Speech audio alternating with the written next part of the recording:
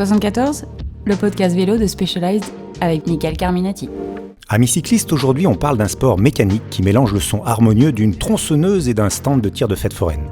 Ou plus précisément, on part à la rencontre d'un pilote qui a marqué de sa patte son sport, le motocross. S'il est désormais entraîneur national de l'équipe de France pour le motocross des nations, cet athlète doué s'est depuis orienté vers de nouveaux challenges supplémentaires, mais toujours sur deux roues. En effet, il s'est lancé avec brio dans l'ultra-distance à vélo de route. Défi sportif et humain avec pour seule ressource son corps, son mental et son vélo. Et vous l'entendrez à sa voix grave, à ses mots précis, le bonhomme est un combattant, un compétiteur. J'accueille Gauthier Paulin.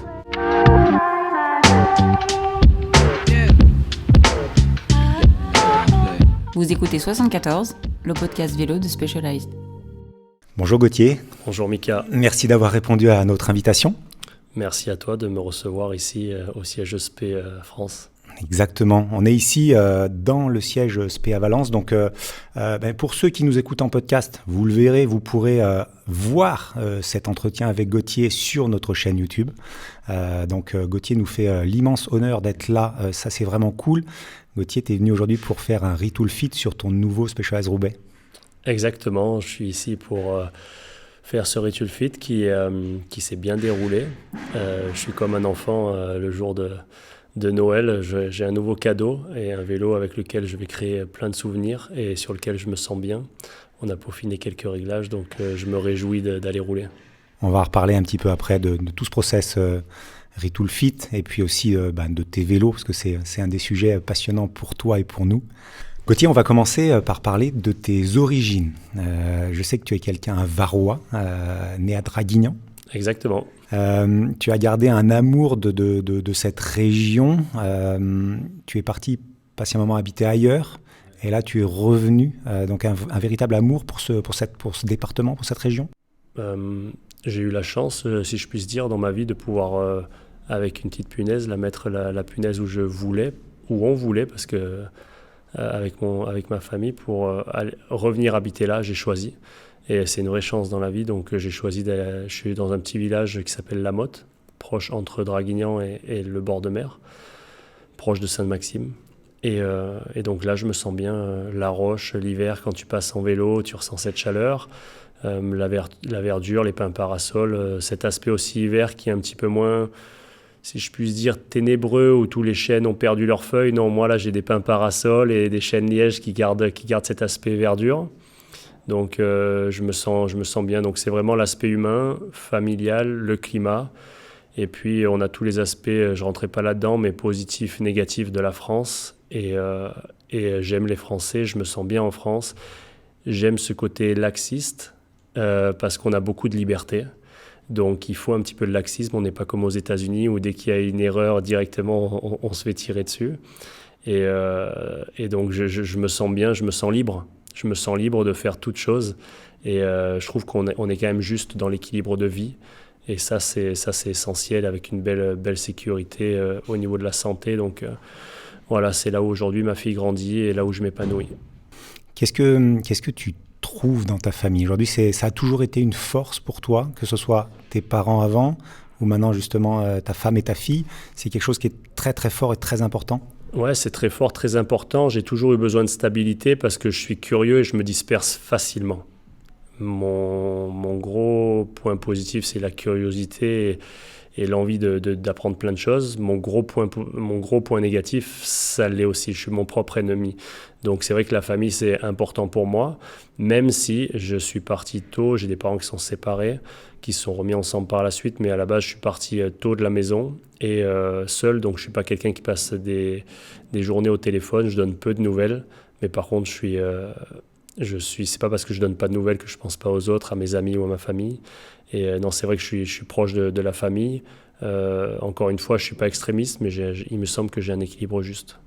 Comment ton père, si j'ai bien compris, parce que j'ai lu 2-3 petites choses sur Internet, j'ai entendu des interviews, si j'ai bien compris, c'est un peu lui qui t'a donné cet esprit de compétition? Non, non, pas vraiment. J'ai toujours eu des parents qui sont très simples, qui m'ont fait confiance. Mais c'est pas eux qui m'ont donné l'esprit de compétition, ils m'ont juste guidé, soutenu. Parce qu'en fait, mes parents ne font pas de sport. J'ai une famille qui ne fait pas de sport du tout. Mon père, il fait un 73, 145 kilos. Je fais un 87, 80 kilos. Ma sœur ne fait pas de sport non plus. Donc très clairement, je suis l'autodidacte de la famille. Ils me prennent pour le fou qui fait du sport et la personne qui n'a pas de palais et qui comprend rien à la bouffe, même si j'adore manger. Mais c'est vrai que quand tu fais une sortie de 5 heures de vélo et que tu manges, tu prends un dessert, tu dis « Oh, ce qu'il est bon ce dessert !» Les cyclistes se retrouveront là. Et c'est vrai que ça démultiplie, comment dire, les saveurs et le mérite. Donc non, c'est assez contradictoire ce que je veux dire, mais j'ai un père donc, qui m'a beaucoup suivi sur ma carrière sportive, oui. Et il m'a toujours soutenu, il m'a donné une belle éducation et la rigueur, la force mentale et de me dire si tu veux le faire, on le fait, mais on le fait bien. La règle numéro 1, c'est on le fait bien. Donc si tu as envie d'aller faire le zouave avec tes potes, vas-y, mais on va pas au sport. Et donc voilà, après j'expliquerai plus tard ma carrière, mais voilà, à la fin c'est plus moi qui a été dans la rigueur, dans l'aspect, qui a eu le goût de la compétition, mais ça a été un vrai process de comprendre pourquoi j'aimais la compétition. Tu as un papa poule, tu as envie de transmettre quoi comme valeur à ta fille aujourd'hui ? Alors je suis un papa poule. Par contre, j'ai un papa qui m'a dit « Je suis fier de toi, mon fils » il y a 2 ans, après ma carrière sportive. Il m'a jamais dit je t'aime ». On se fait quelques fois la bise. Je l'appelle papa quelques fois, donc c'est voilà, c'est à l'ancienne. C'est à l'ancienne. Par contre, je suis papa poule. Qu'est-ce que j'ai envie de transmettre ? J'ai la chance de vouloir transmettre les mêmes valeurs. On a les mêmes idées d'éducation avec mon épouse Clémentine. Et qu'est-ce qu'on a envie de transmettre à Dune, notre fille ? C'est numéro 1, la joie de vivre. La joie de vivre. Numéro 2, la valeur des objets, de la création humaine. Parce qu'aujourd'hui, ça fait partie de la vie. Mais ce qu'on aimerait lui mettre le pied à l'étrier, c'est qu'elle puisse être débrouillarde et pouvoir s'épanouir avec dans plein d'activités. C'est-à-dire la danse, le vélo, la moto, le ski. On ne parle pas de quelque chose de ciblé. Typiquement, la moto, elle est jeune, elle a 4 ans et demi, je viens de la moto. Mais on a la chance d'avoir un grand jardin, faire la moto pour pouvoir se déplacer. Faire du vélo pour pouvoir se déplacer. On ne va pas sur un circuit. C'est vraiment au sens large. Faire du ski pour pouvoir glisser et avoir ce plaisir de glisse. Et puis après, elle en fera ce qu'elle voudra. La danse, c'est pour avoir ce côté aussi communauté, aller dans son club de danse et partager des moments. Donc c'est plutôt ça, j'aimerais qu'elle soit ouverte au monde. J'aimerais qu'elle soit ouverte au monde et puis qu'elle puisse choisir. Et ce que j'aimerais lui dire, c'est que je serai derrière coûte que coûte. Donc c'est vraiment ça que j'aimerais qu'elle ait vraiment un bon socle. Et puis après, on en parlait tout à l'heure, je pense que les enfants ne nous appartiennent pas. Et donc leur donner un soutien maximum. Et essayer de la tenir en dehors de tout ce qui est aujourd'hui la drogue, l'alcool et tout ça, parce que ça fait partie de notre vie. Je ne suis pas là pour parler de tous les sujets, mais je ne suis pas naïf. Et le monde, ça fait partie du monde aujourd'hui. Et je pense qu'il y aura un monde aussi de demain. Et voilà, j'aimerais une vie saine. Ça ne veut pas dire que ça la protégera, mais déjà d'avoir une vie saine, ce sera intéressant. C'est pas mal déjà. C'est pas mal, ouais. Justement, ça fait une super transition pour parler de tes débuts à toi. Tu as commencé très très tôt à toucher du 2 roues et avant que ça soit motorisé, c'était du BMX. Qu'est-ce qui t'a amené au BMX ? Puisque tu le dis toi-même, mon papa n'est pas du tout là-dedans, ma famille n'est pas du tout là-dedans. Qu'est-ce qui a fait que Gauthier Paulin il se lève un matin et il se dit « je vais faire du BMX » ? J'avais un tempérament pas hyperactif, mais j'avais un tempérament très actif. J'allais dehors, zéro contrainte, un slip et pieds nus. Je sortais de la maison, je courais partout. Et vélo de famille. J'avais le vélo de famille avec les petites roulettes. On me le raconte, je m'en souviens pas, mais qui était totalement tordu, relevé. Donc je faisais du vélo sans les roulettes. Et j'ai cassé le vélo de famille qui avait fait mes cousins, ma sœur, etc. Avec les roues en plastique blanche, là. Et puis je mettais des parpaings. Mon père est lagueur des broussailleurs, donc il avait le garage où il avait la société, son activité derrière la maison. Et je suis issu d'un milieu modeste, j'ai jamais manqué de rien, je viens pas des HLM comme beaucoup sportifs le disent, je mangeais pas de viande, etc. Non, pas du tout. J'ai toujours eu tout ce que je voulais, mais on a une vie, on a eu une vie très simple, quoi. Mais j'ai manqué de rien. Et donc, on avait une maison dans un petit quartier. Et j'avais ce vélo-là. Donc, après, je prenais des parpaings, des planches où je faisais des sauts. Donc, des sauts sans réception, rien qu'à y penser, je me dis ça devait pas être super confort. Mais je faisais ça et que ça. Et donc, on n'avait pas d'idée quoi faire, mais j'avais vraiment plaisir à faire ça. Et à l'âge de 6 ans, on a été à la journée des sports à Draguignan. Et je me souviens de l'endroit, de la tente, du Quick-Up, cette télé, les vélos comme ils étaient. J'ai une image qui s'est gravée dans ma tête. Et en fait, il y avait plein de vélos empilés. Tu sais, comme quand tu poses les vélos au club, là, tous empilés les uns les autres. Il y avait une télé, il y avait des vidéos de BMX. Et là, je vais aller essayer le BMX, quoi.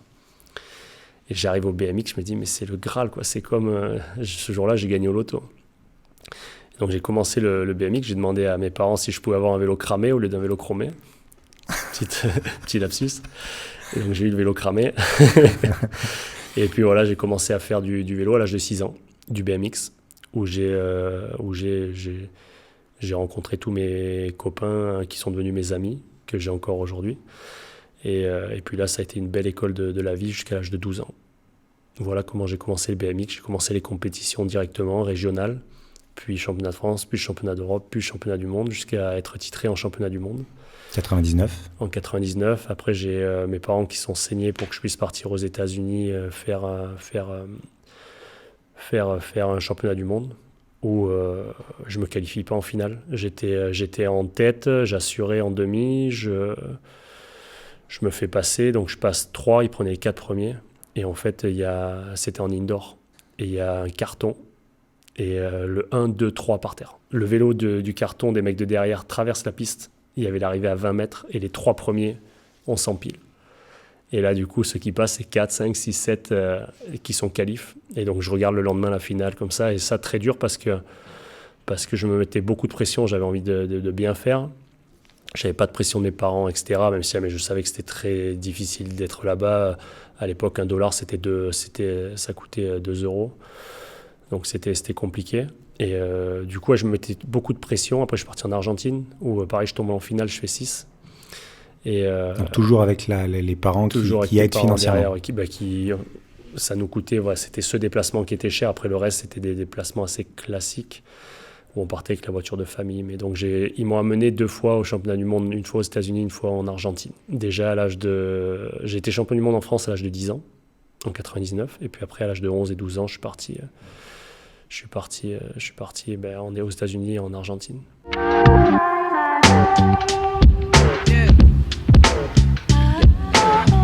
Vous écoutez 74, le podcast vélo de Specialized. Qu'est-ce qui fait que tu as ce virage ? C'est-à-dire que comment on passe du BMX à la moto, même si ça peut sembler logique, on se dit tiens, ça peut être cool, mais on passe quand même BMX, motocross. Qu'est-ce qui fait ? Donc tu reviens de l'Argentine, il se passe quoi dans ta tête ?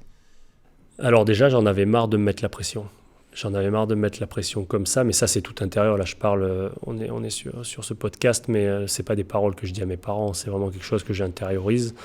Mais c'est pas un mal-être, pas du tout, c'est juste, je le vois qu'à chaque fois je mets une pression de dingue, mais ça pouvait être même à la course de région. Hein. Et j'avais plus envie de me mettre cette pression-là. Et la transition qui est logique, mais qui est pas logique, parce que c'est un monde de différence, même si jamais le skills est un peu le même. En fait, il y a une piste de motocross qui était à l'abandon à Draguignan, et quelqu'un la rénove.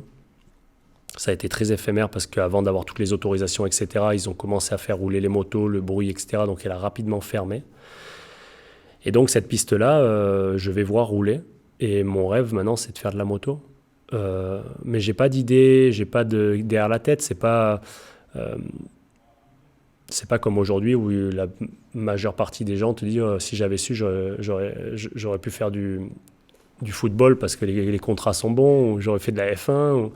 Non, là, tu es là, tu rêves, tu vois une moto, tu dis waouh, j'aimerais bien en faire juste parce que ça te prend aux tripes. Et puis là, par contre, c'est un budget d'acheter une moto de cross. Et donc, mon père ne m'en achète pas et tout le monde le traque un peu, il serait beau en cross, etc. Et donc, il m'achète une moto de cross. C'était le mois de juin 2002. Et donc, je pleure de joie. À cette période un peu compliquée, mes parents se séparent, etc. Et donc moi j'ai cette moto de cross, je passe beaucoup de temps à commencer à rouler. C'est vraiment je m'évade beaucoup avec ça. Et puis je pense plus du tout au vélo. Et on pouvait pas faire les deux. Mon père comprend très rapidement que le vélo, on le met au placard. Et donc pourtant j'étais contracté, j'avais déjà des aides en disant qu'on payait pas le matos et tout. Donc on s'est toujours comporté, on a toujours eu des relations parfaites et très, très équilibrées avec les personnes qui nous aidaient. Donc voilà, on a mis le vélo en stand-by. Et puis je suis parti à faire de la moto. Et comme il le disait toujours, il faut que si tu veux faire les choses, on les fait à fond ou on les fait pas. Mais à la base de la moto, c'était pour ne pas faire de course. Je faisais de la moto parce que j'aimais ça. Et je pense que mon père, jeune, il avait fait un petit peu de trial, mais comme ça, où il avait eu une moto dans sa jeunesse, il avait un peu aimé. Et puis ses parents ne l'avaient pas suivi, donc il faisait pas de sport. Il avait eu un peu ce moment-là où il avait fait un peu de trial, point barre, et j'avais pas vécu ce moment-là. Moi, j'ai jamais vu mon père sur une moto. Donc quand je dis qu'il faisait pas du tout de sport, voilà, ils ont jamais eu d'activité physique à la maison. Et donc voilà, me voilà parti en moto et je commence à rouler. Et quand je rentre le soir, j'ai des sensations plein la tête. Je me revois ces virages, ces sensations. Et à la base, j'étais le roi du saut et zéro en virage parce que j'aimais que sauter. Et donc je faisais des pleins d'essence et je roulais en moto dans la pure simplicité de faire de la moto. Qui a détecté alors du coup? Comment s'est passée la détection pour partir justement en compétition? Moto de cross, c'est compétition, donc tu rentres pas dans une concession avec des directions pour comment faire du cross. Une concession, c'est pour acheter un scooter, pour acheter une moto de route, etc. Et il y avait un petit magasin à 20 minutes de chez nous spécialisé cross, donc rapidement on s'est rapproché d'eux pour aller acheter des pièces d'usure. Et moi, quand je roulais en moto, je roulais pas mal. Je tombais les pleins d'essence, puisque physiquement, j'étais fort grâce au vélo. Et donc, rapidement, on a eu écho que je roulais bien. Ils disaient « Oh, mais on roule bien, etc. » Et puis, j'avais un style tellement atypique, j'avais beaucoup de mobilité sur la moto. Et puis, ce magasin, il disait « Oh, mais il y a une course de région qui va être là, début d'année, au mois de mars, au mois d'avril, qui était à Tarascon, donc course de la région PACA. » Et donc me voilà parti inscrit naïvement à une course de moto.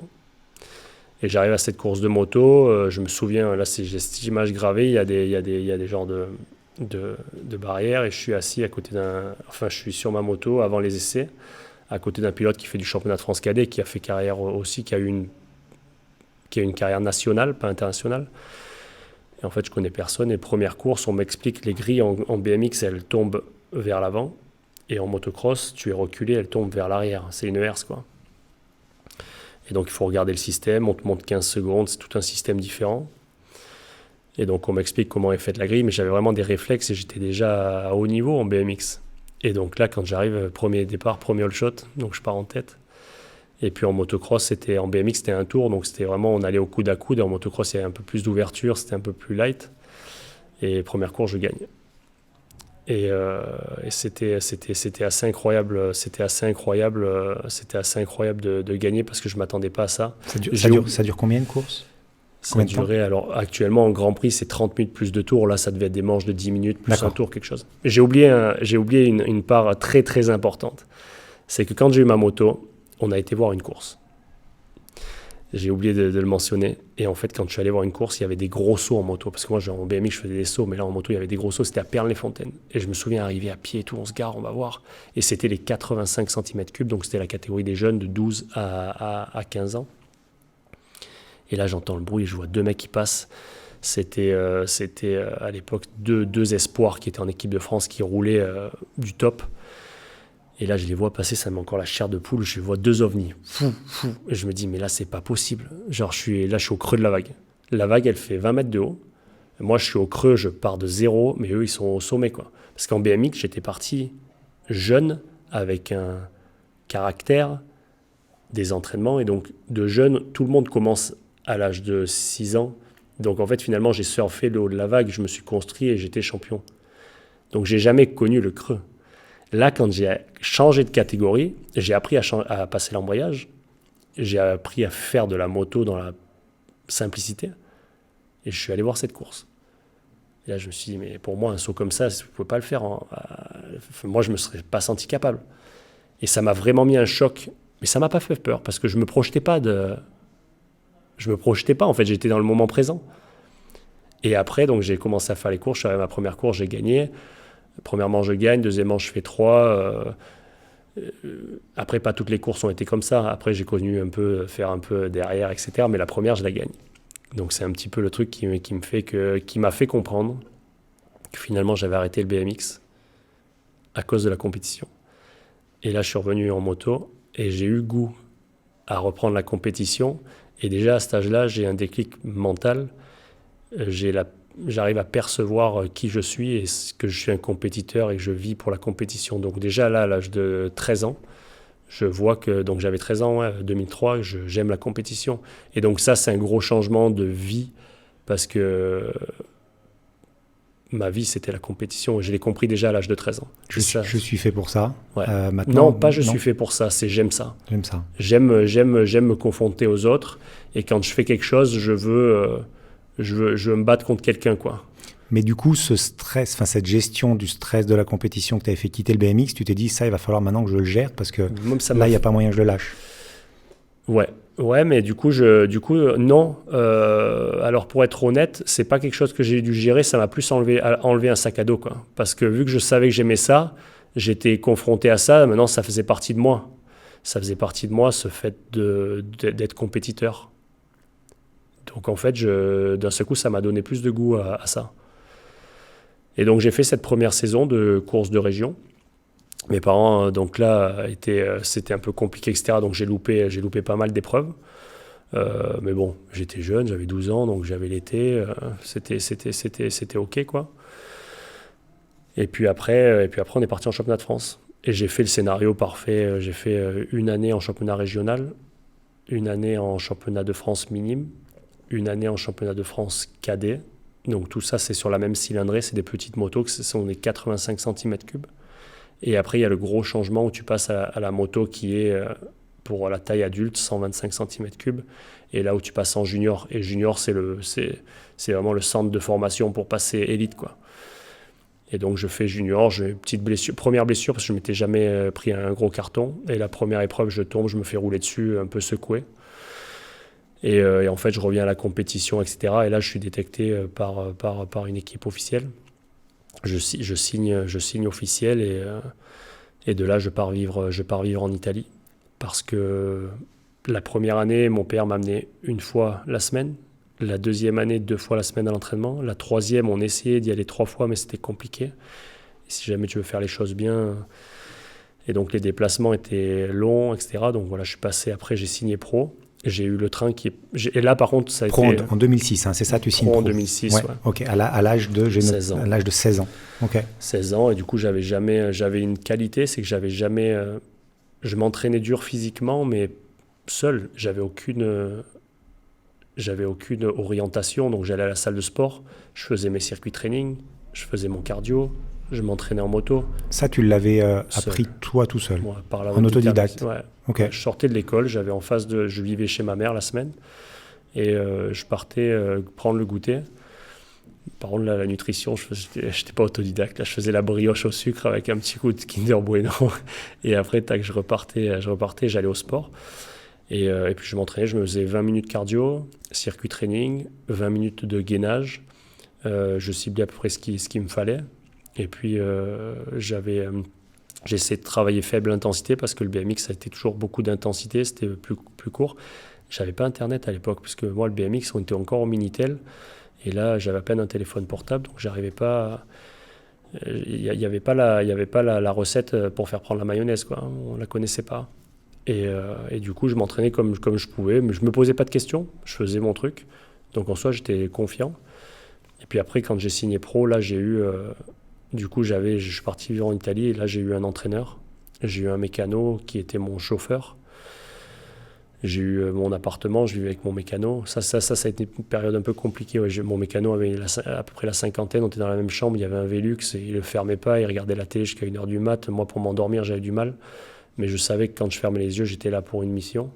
Et finalement, ça a été un bon équilibre. Et là, j'ai explosé parce que tous les jeunes avec les parents qui étaient présents, qui étaient entourés, qui s'entraînaient beaucoup physiquement, qui passaient beaucoup d'heures sur la moto. Moi, j'avais une vraie carence d'heures sur la moto parce qu'on ne pouvait pas y aller.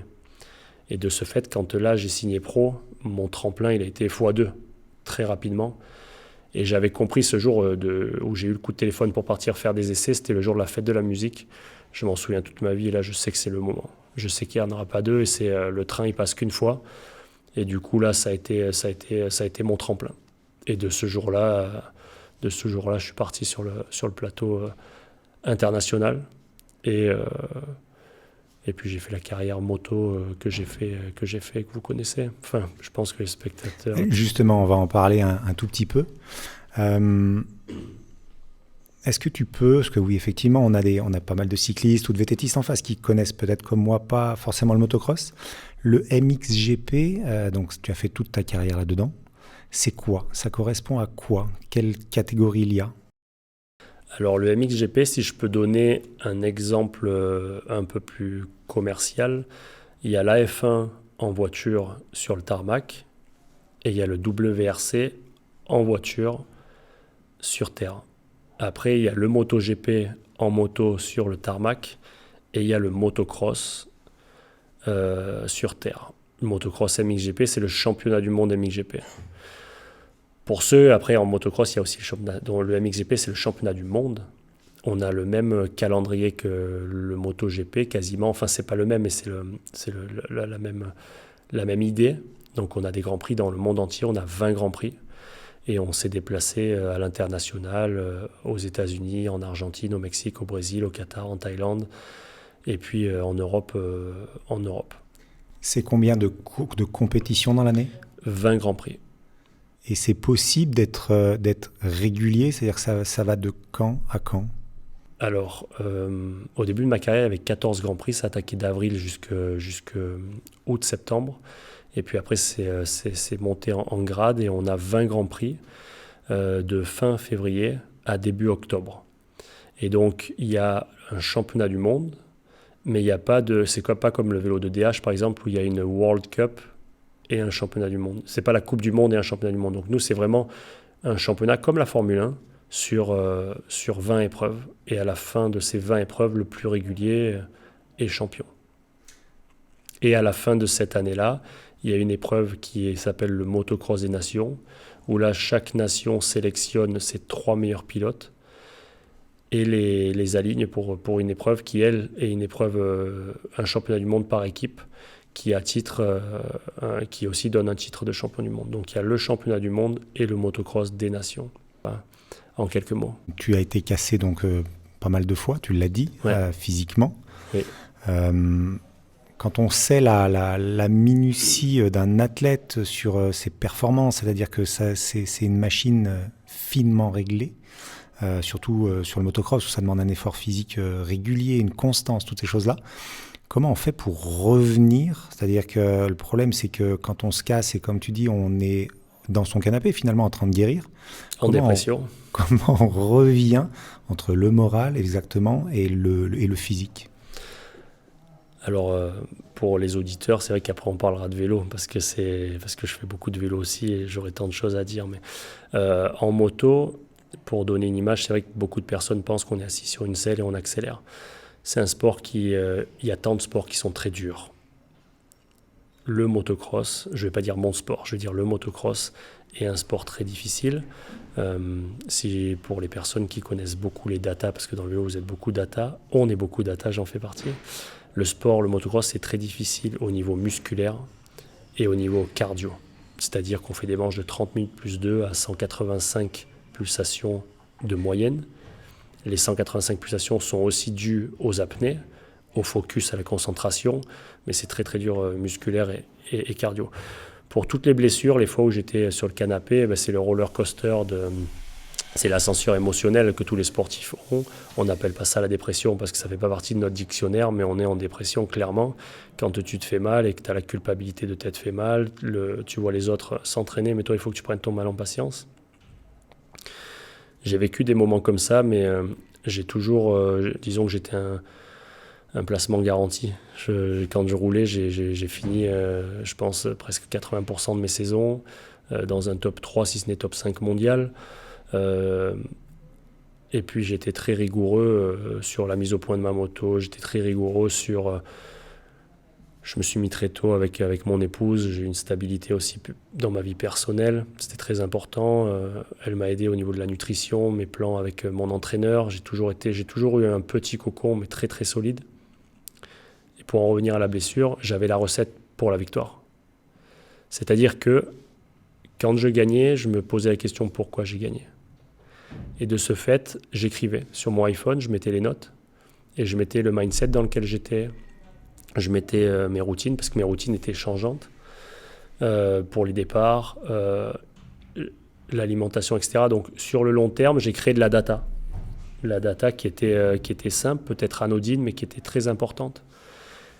Et de ce fait, quand je me blessais, je repartais jamais de zéro. J'étais jamais à regarder dans le rétro parce qu'il y a tellement de choses qui se passent que même en gagnant, il faut garder ce cocon, ce mode automatique de routine qui fonctionne.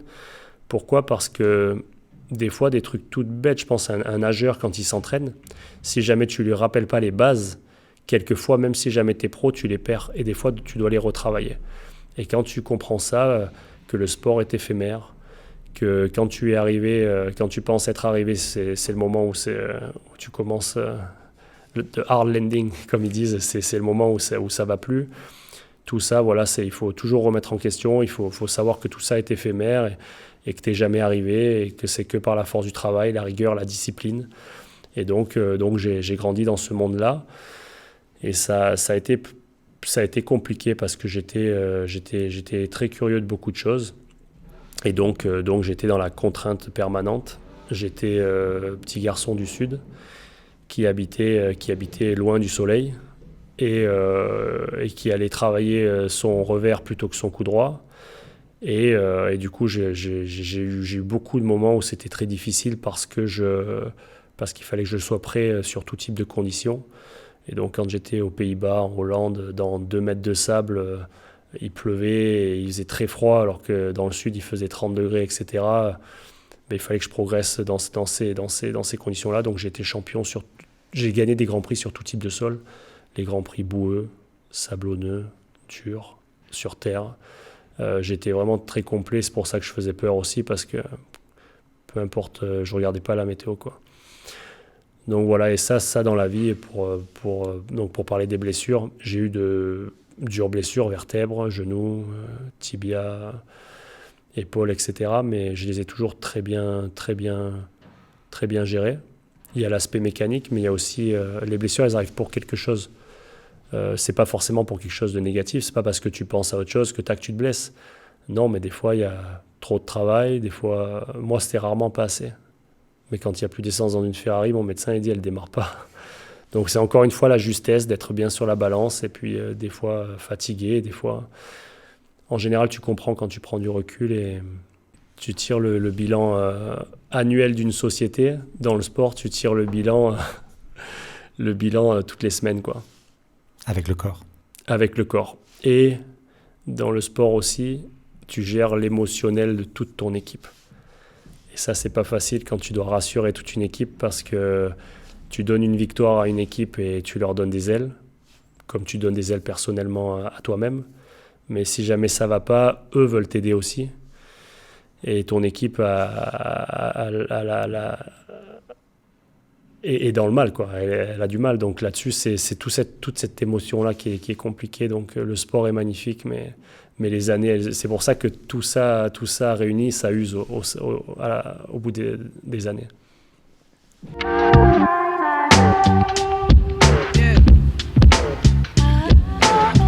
Vous écoutez 74, le podcast vélo de Specialized. On parle d'une autre équipe cette fois-ci. C'est-à-dire que, alors, sur le papier, les plus belles victoires, parce que c'est là où tu as gagné, mais cette fois-ci en équipe, c'était les Nations, 5 fois. Tu as été l'un des moteurs. Explique-nous juste les Nations, en quoi ça consiste, combien il y a de pilotes au départ, et en quoi ça consiste les Nations, tout simplement.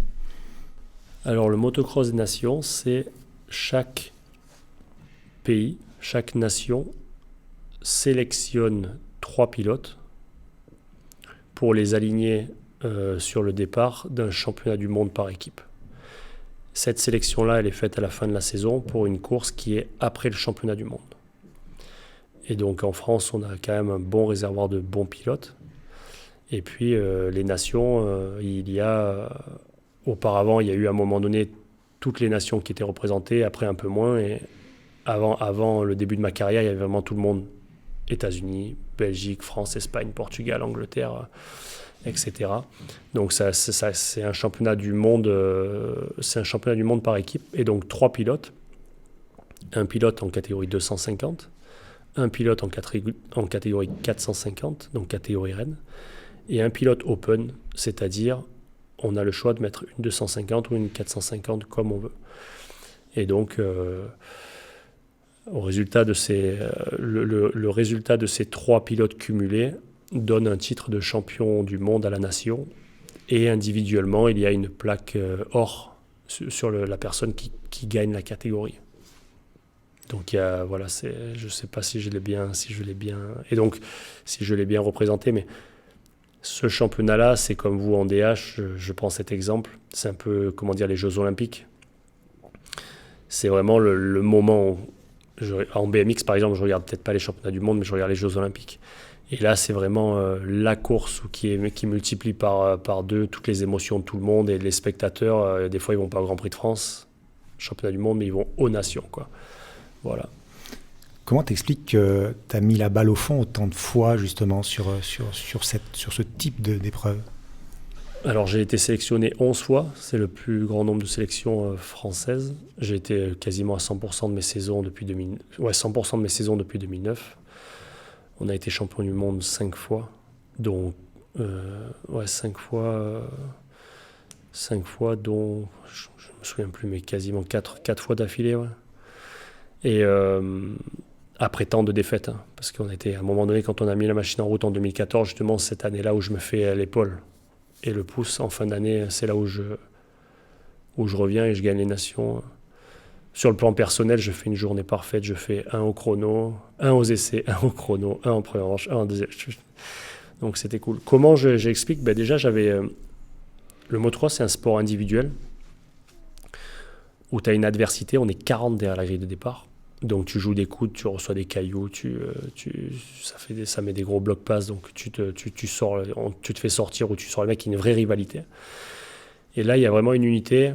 C'est un sport, c'est pas non plus la Formule 1. Donc là, on a plus de soutien, notamment de la fédération, où on a tout le staff médical qui est 100% du temps avec nous. On a le médecin, on a tout le monde. Staff médical, ça fait du bien quand tu te fais masser, tu as le chef, tu as tout. C'est quelque chose, c'est quand même, tu es sur un truc où tu es quasiment footballeur, quoi. Ça limite le nombre de problèmes potentiels. Ouais, tu as vraiment un vrai staff autour de toi, ça c'est cool. C'est un épanouissement d'une année. Parce que si tu es sélectionné, ça veut dire que tu as été solide durant la saison. Donc c'est un cadeau en fait. Salut, on te fait un cadeau, tu es sélectionné. Ça c'est cool. Et puis c'est un championnat du monde sur one shot. Et pour revenir à ma fenêtre BMX, j'ai été fort sur un jour parce que j'ai été créé pour un jour. Et j'ai mes qualités, j'ai mes défauts, attention, je faisais 20 Grands Prix, des fois c'est vrai qu'au milieu, je me suis toujours beaucoup entraîné, des fois c'était difficile au niveau des cycles, au niveau des pics de forme, etc. Même en m'entraînant beaucoup, des fois c'était compliqué. Là, One Shot, se préparer pour une course, j'étais très fort.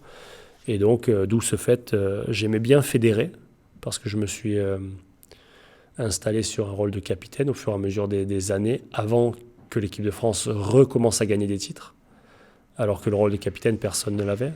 Je suis devenu capitaine. De là, on s'est mis on a regagné, et donc 4 fois d'affilée et 5 fois en tout. Et ouais, c'était une épreuve où on arrivait à concentrer énormément d'énergie le jour J. Et j'étais fort, comment l'expliquer ? J'étais émotionnellement bien, j'étais physiquement bien. J'arrivais beaucoup à fédérer autour de moi, partager, et j'arrivais à mettre mon ego de côté en tant qu'athlète. Parce que l'ego, quand tu as une course d'équipe où tu as des mecs qui tu te bats toute l'année, qui est ton coéquipier, pas trop lui en dire pour pas qu'il ait des clés pour l'année d'après pour te battre, mais quand même réussir à faire un truc en totale transparence. Et j'avais cette qualité-là. Donc, d'où le fait qu'on a été titré autant de fois. Et qu'est-ce que c'est bon de partager tout ça avec le public, parce que c'est le moment où tu entends un pays dire « on est champion du monde ».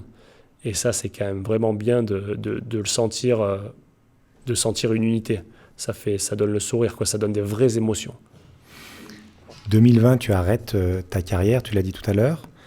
Et toujours pour rester sur ces nations, donc 2023, c'est l'annonce officielle de toi comme entraîneur. Ça veut dire que cette fois-ci, tu étais capitaine. C'est l'évolution plutôt logique.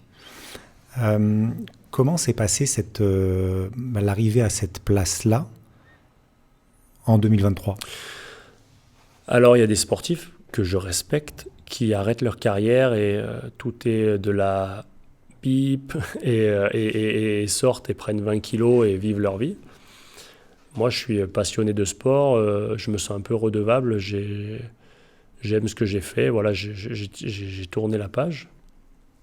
Et puis, c'est vrai que par rapport à ce rôle et ce moment de partage, j'ai eu une période où j'avais plus envie d'avoir d'obligations. J'ai arrêté parce que je voulais arrêter. Je me serais pas, grâce à mon épouse aussi, parce que j'aurais du mal à partir et à être sur la pente descendante. Et tu peux t'arrêter parce que tu es blessé, tu peux t'arrêter parce que tu n'as plus le niveau, tu peux t'arrêter parce qu'on ne veut plus de toi. C'est le sport de haut niveau, quoi. Ça, c'est la réalité. Et l'un dans l'autre, dans le positif-négatif, j'étais vraiment sur la fin, j'avais moins envie parce qu'il y avait eu le Covid, j'avais eu le stress level à 0. Donc je mets un terme à ma carrière, j'avais plus envie d'avoir d'obligations. Donc là, je vis ma vie. Je vais toujours voir des grands prix, etc. Et puis, ça s'est fait naturellement. La Fédé ont gardé un cocon fort pour cette épreuve qui a battu de l'aile pendant tout le Covid parce que tous les championnats ont été déplacés, il a fallu tout s'adapter, tout ça, donc il n'y a plus de réelles nations. Et puis, il y a eu les nations aux États-Unis, ils m'ont dit on aimerait t'inviter avec le projet de l'entraîneur national actuel prend sa retraite et on aimerait faire une passation et donc on pense à toi. Donc c'était tout en sous-marin, mais donc je suis allé voir la course par intérêt. Et puis j'ai vu que ça me plaisait, j'ai vu que j'avais un vrai feeling. Parce que je me suis promis après ma carrière de faire les choses. Forcément, il y a le business. Hein. 1 euro, ça ne pousse pas sur l'arbre. Mais par contre, je me suis promis de ne pas faire les choses pour l'argent, mais de le faire vraiment pour le cœur et pour l'objectif. Et là, donc j'ai été voir, j'ai eu vraiment des émotions. J'ai senti que je pouvais être une vraie pièce maîtresse de la course. Je ne pouvais pas tout révolutionner parce qu'on avait mis en place quelque chose qui était très bien quand j'étais capitaine. Ils avaient fait quelque chose de très bien quand je n'étais plus là. Et il y avait encore quelque chose de très bien à préparer et à créer. Et donc j'ai accepté et me voilà en 2023 très challenging parce que le Moto Nation était en France cette année-là. Donc mon retour en tant qu'entraîneur national, même si je prends toujours la réserve et les pilotes font le résultat. On les entoure. Je ne veux surtout pas être le pilote nostalgique, aigri et dans le moi-je. Ce podcast, on parle de moi, de ma carrière, donc c'est agréable et j'aime la partager. Mais par contre, quand j'ai pris ma retraite, c'était aussi pour n'être plus le sportif égoïste, qui doit l'être pour gagner, mais aussi de m'ouvrir aux autres. Et quand on me dit comment tu vas, de dire et toi comment tu vas ? Parce que notre vie est créée autour de ça, où tu as une vie qui va à 200 km/h. Certaines personnes sont à l'office, c'est juste, c'est cool.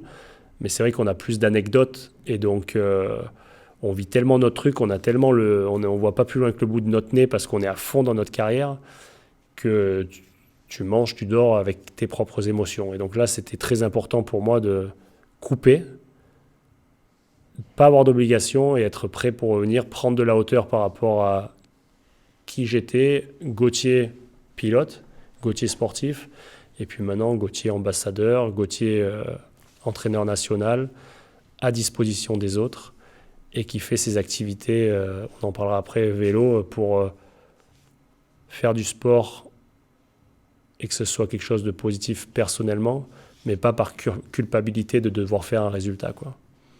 Donc c'est un gros process. Je ne sais pas si j'ai perdu la moitié des auditeurs sur mes dires, mais c'est pour ceux qui ont été sportifs de haut niveau et qui ont pris leur retraite sportive, il y a vraiment, c'est difficile de mettre des mots dessus, mais on fait un programme pour la performance et gagner. Donc on met tout en place et c'est notre âme qui est en possession de ce résultat. Et à un moment donné, tu fais pas du sport pour le résultat. Là, aujourd'hui, je fais du sport parce que j'aime le sport et donc je suis à disposition des athlètes et je fais le meilleur possible pour eux. Juste pour finir sur la moto, comment tu rentres en connexion quand tu es en Grand Prix des Nations, enfin même avant, je suppose, toute la préparation avec les athlètes qui sont ce que tu étais avant, performants, enfin... En plus, je suppose qu'il y a des années qui sont passées. Désormais, la préparation est encore plus minutieuse. Comment tu rentres en connexion avec eux ? Alors déjà, c'est l'analyse. L'analyse et le suivi avec eux tout au long de l'année. Et puis, c'est vraiment de voir comment ils perçoivent les aides extérieures. Tu vois qu'il y en a qui doivent être très minutieux, dans leur bulle, pas dérangés. Tu vois qu'il y en a qui ont besoin de soutien. Il y en a, il ne faut pas les laisser réfléchir. Il y en a d'autres qui aiment avoir pas d'infos, mais que de la vidéo. Donc c'est vraiment essayer de percevoir la qualité et les défauts et être au moment opportun pour pouvoir faire quelque chose de qualité, d'instantané et précis pour qu'en fait que tous les nutriments soient fixés, quoi. Et aujourd'hui, je suis passionné de ça, ouais, d'essayer de le faire. Et vu que je le fais que pour cette épreuve, j'arrive vraiment à me plonger et à essayer d'être au maximum là-dessus. Et puis de rendre le truc ludique aussi. Aujourd'hui, il y a la jeunesse. Il y a des pilotes, je communique avec du Snapchat, quoi. Ça peut paraître waouh, mais laisse tomber, il faut pas le faire. Si, il y en a, c'est appel. Je suis pas trop. Il y en a, c'est mail. Mais c'est faut vivre avec ces années. Je veux dire, à l'époque, j'ai 34 ans, mais il y a la jeunesse et il faut être avec eux. Il faut être dans du good mood, il faut être présent. Par contre, attention, je suis dans la rigueur, je suis dans le respect, je sais me faire entendre. Il y a vraiment tout ça qui est présent. Mais il y a le fait aussi d'être juste. Adaptable. Et adaptable. Donc là-dessus, c'est une balance. Et pourquoi des fois il faut être ferme, c'est il y a une équipe. Je ne suis pas là pour te faire perdre ton temps. Par contre, toi, tu ne vas pas me faire perdre mon temps non plus. Donc c'est tout cet équilibre que j'essaye d'avoir au maximum. Et donc pour cette épreuve, je ne suis pas seul. Il y a aussi toute la fédération française qui met en place une énorme structure. Et donc c'est super, c'est très fun. C'est très fun parce que, comme tu l'as dit, tu as eu le mot, tu dis que le sport va toujours plus haut et s'affine tous les ans et c'est une réalité. Il y a la technologie, le sportif, le savoir, l'expérience. Ils me font rire ceux qui te disent « Ouais, moi, à mon époque, c'était mieux et tout. » Mais tais-toi, là, pourquoi, pour le coup, je suis pas du tout flexible là-dessus. Le sport va plus haut. Tous les ans, n'importe quoi, tu vois les vélos, tu vois le sport en général, le savoir, et puis aujourd'hui, Internet, quoi. Avec Internet, tu t'es quasiment dans la peau des mecs, tu sais ce qu'ils font, où ils sont, même s'ils se cachent. T'as quand même Radio Paddock, tu sais tout, quoi. Donc c'est vraiment plus compliqué de dominer avec 10 secondes d'avance par tour, c'est plus possible. Maintenant, c'est le 1%, le 0,1% qui fait la différence.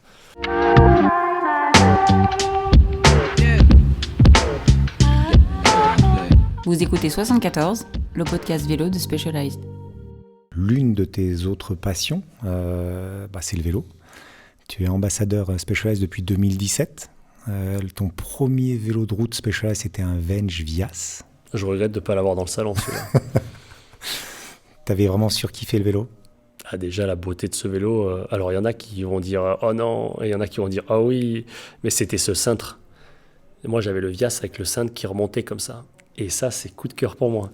Vraiment, il était un peu violine. Et j'avais ce vélo. je m'entraînais beaucoup. Je me souviens au bord du canal en Belgique, là, quand j'avais le vent de face, il était quand même dur pour les sessions récup, parce que c'était un châssis qui était très raide. Mais ouais, SP, ont été mon partenaire de training cardio depuis un long moment. Et j'ai toujours adoré avoir le meilleur pour mon entraînement. C'était très, très important pour ma sécurité en tant que pilote, mais aussi pour donc bottes, casque, lunettes, vision. Mais par contre, pour l'entraînement, j'aimais avoir le meilleur matos possible. Et donc, avec SP, j'étais bien servi. Moi, je l'ai vu, on a fait des tournages vidéo ensemble, donc on s'est connus un tout petit peu par ce biais-là. Tu es quelqu'un d'ultra minutieux et soigneux. Moi, je suis déjà très, très pénible pour marcher avec mes cales dans autre chose que 10 cm pour monter sur mon vélo. Mais quand je t'ai connu, je me souviens, on s'était garé sur un parking qui était en gravier. Et tu m'as dit, putain, Mika, écoute, mes chaussures sont toutes neuves, mes cales toutes neuves. Est-ce qu'on peut mettre le vélo juste derrière mon T5 ? Comme ça, je monte juste dessus et je pars, j'abîme pas mes cales. Là, j'ai vu la minutie que tu avais et que tu as, parce que quand on voit tes vélos, ils sont léchés, c'est tout au millimètre. On va en parler tout à l'heure, mais tu as un goût très prononcé pour le matériel. Je suppose que ça vient déjà de la moto. Tu es un amoureux de la belle mécanique. Tu l'as dit, tu cherches la performance. C'est le kiff pour toi de comprendre aussi ce matériel. C'est un kiff pour moi de comprendre le matériel, oui. Je ne suis pas un maniaco-dépressif de me poser 1000 questions, pas du tout. À la base, ça part un peu de la fainéantise où j'aime être en mode automatique. C'est-à-dire, je te dis, est-ce que tu peux me rendre un service, aller me chercher ça dans la voiture ? C'est là. C'est pas à droite, c'est pas à gauche, c'est là. Il n'y a pas de question. Et j'avais tellement de sacs à faire pendant ma carrière, etc., que je devais me changer 6 fois pendant le week-end, etc. Et me disperser, c'était juste l'horreur. Et du coup, je marche en mode automatique dans tout ce que je fais. Donc, c'est une qualité. Parce que sinon, ça en devient un défaut. Là, si jamais tu te disperses, c'est difficile. Et d'être minutieux, j'ai beaucoup de respect déjà pour les personnes qui me soutiennent, numéro 1, donc ça vient de là. Et puis pour moi, quand tu es dans la rigueur d'avoir du matériel propre et efficace, eh ben, tu laisses moins de choses au hasard. Après, on viendra parler des ultras, mais quand je ne marche pas avec mes cales, je suis parti faire pendant les ultras, j'avais peur imagine, je casse une cale et j'abandonne. Je préfère abandonner si jamais mon corps craque, plutôt que d'abandonner si jamais je te raconte l'histoire. Pas sur un détail. Ouais. J'ai cassé une cale parce que je suis allé acheter 2 croissants, j'ai marché dans les graviers et j'ai pété une cale. Là, je passe pour un jojo, quoi. Donc ça, c'est... Ouais, j'ai toujours ce truc de prévention. Et ouais, j'aime le beau matériel. C'est plus facile pour moi, mentalement. Ça me plaît, je vibre pour ça, ouais, j'ose le dire, d'être élégant sur un vélo. J'aime voir un beau vélo, j'aime voir un beau casque, j'aime être accordé au niveau des couleurs. Ça fait partie de mon amour du sport et c'est moteur pour moi. Comme j'aime regarder la nature, j'aime moi-même être élégant. Le matin, je pense qu'on aime tous sortir de sa chambre, de son dressing, accordé. Et ça, avec le vélo de route, c'est extraordinaire, quoi. Les vélos sont beaux, les vêtements sont beaux, sont de qualité. J'ai aussi fait de l'alpinisme où je partais faire des 3000, 4000. Il faut être léché parce qu'il y a le risque de l'erreur et il faut connaître ce que tu as dans le sac, connaître pourquoi tu pars, quel est ton objectif et avoir le matériel adéquat. Et là, pour parler du vélo, ouais, je suis très attentionné. Justement. Je pars pas si j'ai pas de batterie, quoi. Ça m'est jamais arrivé, ça. Typiquement, c'est comme ça, il n'y a pas de place pour le hasard. 2023, tu décides de te lancer sur un Biking Man. Donc, est-ce que tu arrives là-dessus avec une préparation comme tu te préparais pour la moto ? Tu arrives comment sur cet événement-là ? Pas du tout. Mon cursus, il est très intéressant pour cette course et je vais pas prendre 10 minutes pour l'expliquer, mais en fait, j'ai arrêté la moto et j'ai continué à me préparer énormément. J'ai fait beaucoup de sport, beaucoup d'alpinisme, beaucoup de vélo de route, beaucoup de tout. Mais j'avais un peu peur de perdre ma condition physique, en fait. Ça, c'est une réalité que j'ai perçue après. Et un jour, j'étais chez moi, habillé. Il faisait pas très beau dehors, parce que je sors aussi quand il fait pas beau, même si le vélo est propre, j'y vais. Et mon épouse me dit, mais est-ce que tu as vraiment envie d'y aller, là ? Et je lui dis non. Et du coup, je me suis changé et j'ai mis un Netflix. Et je suis pas parti faire du vélo. Et ce jour-là, ça a été un déclic. C'est réel, c'est pas une histoire, là. C'est réel, ça s'est passé comme ça. Et en fait, je faisais du sport par culpabilité, par peur de prendre sa retraite sportive. C'est vraiment un switch mental, quoi. Et il y a pas vraiment de sportif qui est prêt. On parle pas de financier, on parle pas de renommée, on parle pas de tout ça. On parle d'être, c'est soi-même c'est son propre être, quoi. C'est soi-même tout seul. Et du coup, j'étais vachement dans le stretching, dans le yoga pour aussi récupérer toutes ces petites inflammations que j'avais, etc. Et j'avais cette grosse blessure, cette fameuse là, de 2008. Et du coup, il y a un ponte à Genève qui est OK de m'opérer parce que personne ne voulait m'opérer. Donc j'ai une greffe de tendons, etc. 8 semaines sans poser le pied. Donc voilà, il a fallu que je sois arrêté. Et donc j'ai été arrêté. Et là, par contre, pour me remettre au sport, le Gauthier qui faisait du sport comme ça et le Gauthier qui faisait plus de sport, il y avait 2 versions. Extrémistes, tu sais. Et donc, il y a eu l'été, la plage, j'ai vécu, parce que là, on parle que de la vie de moine, mais on est extrémiste dans tout. Donc là, bonne bouffe, la plage, j'ai pas forcément pris du poids, mais j'étais toujours en forme physiquement, parce que je suis dans un équilibre au quotidien. J'aime la bonne bouffe, mais je suis extrémiste dans l'activité, dans la fête, mais par contre, à la maison, j'ai une stabilité incroyable, grâce aussi à mon épouse. Et le vélo, il n'est pas beaucoup sorti cette année-là. C'était un ethos noir. Il n'est pas beaucoup sorti. Et du coup, je me suis mis l'objectif. J'avais fait pas mal d'alpinisme, du long. Et j'avais envie de connaître mes limites. Mais mes limites, j'étais très attiré par l'ultra. J'avais un pote qui en avait fait 3. Et donc, j'avais besoin de me mettre un objectif. Et donc, je me suis mis un objectif le 22 janvier pour un ultra qui était le 29 mai. Donc, je n'avais pas du tout de prépa. Et là, j'ai repris une vraie prépa. Et donc, ta prochaine question, je sais, c'est est-ce que tu l'as fait seul ou avec un entraîneur ? J'ai rappelé mon entraîneur de l'époque. Donc, toujours le même, ok. Toujours le même, qui m'a fait des programmes. Et donc, je suis parti avec 3800 bornes pour un biking man de 1000 bornes en Corse, avec 18 000 dénivelés positifs.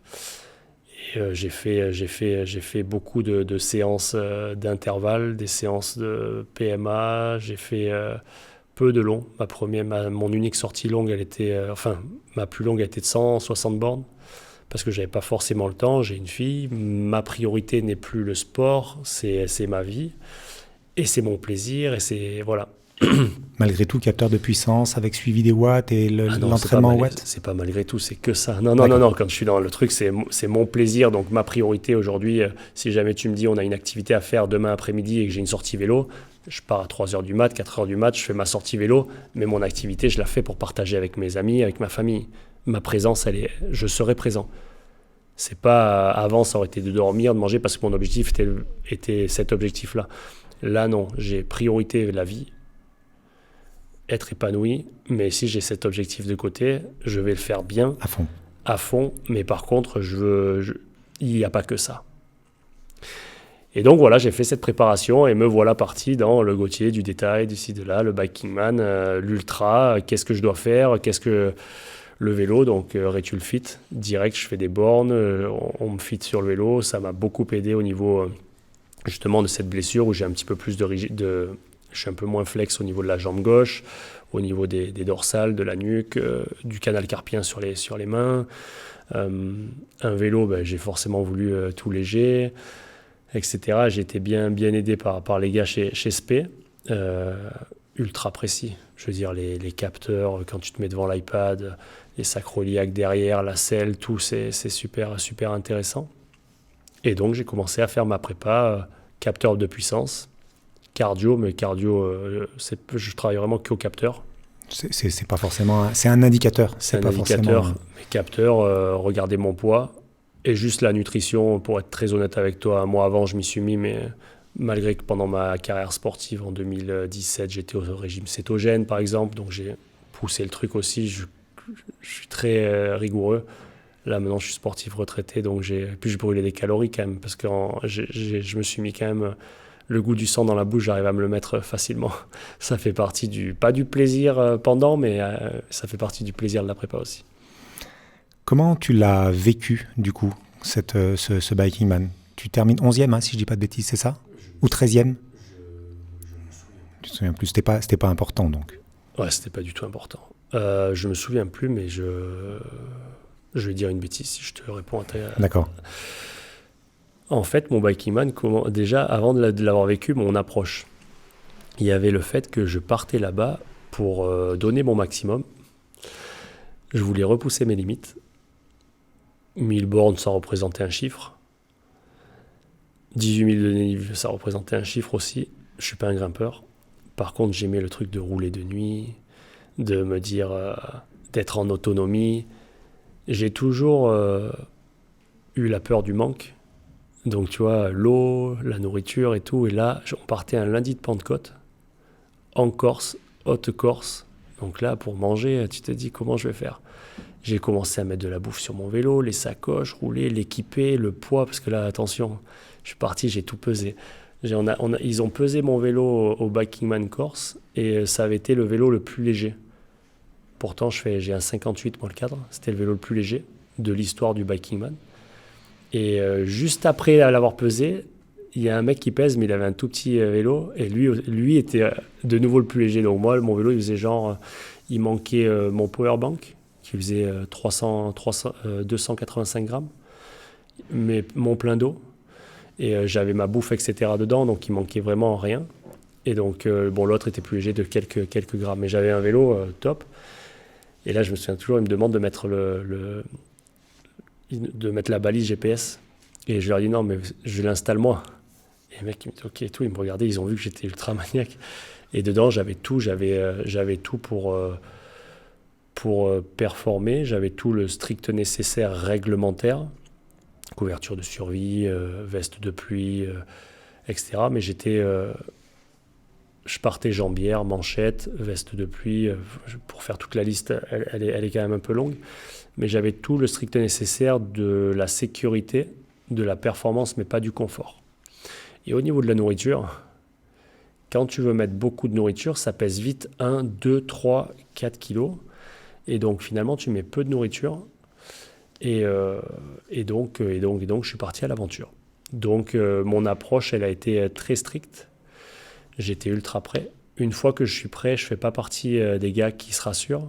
Donc, quand je suis arrivé là-bas, 48 heures avant, j'étais au camping, à Bigoulia, tranquille. Je n'ai pas pris le vélo pour aller faire 20 minutes. Hein. Mon vélo était prêt. J'ai pas touché au vélo pour pas aller crever et tout. Moi, les mecs Tom m'avaient préparé, m'avaient changé la chaîne. J'avais juste fait 10 minutes chez moi, 9 bornes chez moi pour voir que la chaîne, tout soit bien mis en place et tout. Et voilà, mon vélo était prêt, je n'avais pas besoin de me rassurer. Et donc, je suis parti pour ce Biking Man et ce fut une aventure extraordinaire.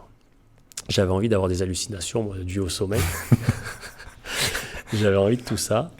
Et j'avais envie de prendre du plaisir. Et j'avais pas envie de connaître le parcours. Donc en fait, j'ai rentré les traces GPX, c'est-à-dire que forcément, j'allais pas là-bas pour faire centième. Je vais vous mentir si je vous dis ça, c'est une pure connerie. Par contre, j'avais pas en tête le résultat. C'est-à-dire que si je faisais 1, je pensais pas du tout faire 1, mais 1, 5, 10, 15... Enfin, j'avais pas une idée de résultat en tête. Donc je suis parti dans le SAS le dernier, parce que pendant 30 minutes, ils font partir les mecs, et on était 220 et quelques. Le dernier pour pas me faire doubler. Parce que me faire doubler, là, je l'aurais mal vécu. C'était vraiment ça. C'est-à-dire que tu t'es mis dernier, vraiment dernier, ouais. Psychologiquement, c'était pour remonter. Ah ouais, je voulais pas me faire doubler. T'imagines, je me fais doubler par un gros, un maigre, une femme, un plus jeune, un moins jeune. Tu dis, enfin, tu vois, je veux dire, dans l'école, c'est une réalité. Il y a des filles qui vont super vite. Ça veut pas dire que c'est bien, pas bien, mais en tout cas, moi, personnellement, il y a des mecs qui ont du surpoids, qui peuvent être forts. Il y a tout ça, donc j'ai beaucoup de respect pour eux, mais j'ai beaucoup de respect pour moi. donc réellement, aller me chamailler dans les premiers 100 km juste pour de l'ego, c'était pas du tout ce que je voulais. J'étais dans ma bulle, je laissais aux autres leur expérience leur appartenait, je suis parti derrière. Donc dernier sas, je pars. Et me voilà parti, et sans lendemain, donc je suis parti, je savais que j'étais tout équipé, etc. Et donc j'ai pédalé, il y avait le CP1 qui était maintenant ça fait un an, c'était à presque à 400 et quelques kilomètres. Il y avait le CP2 qui était à 700 et quelques, et puis l'arrivée.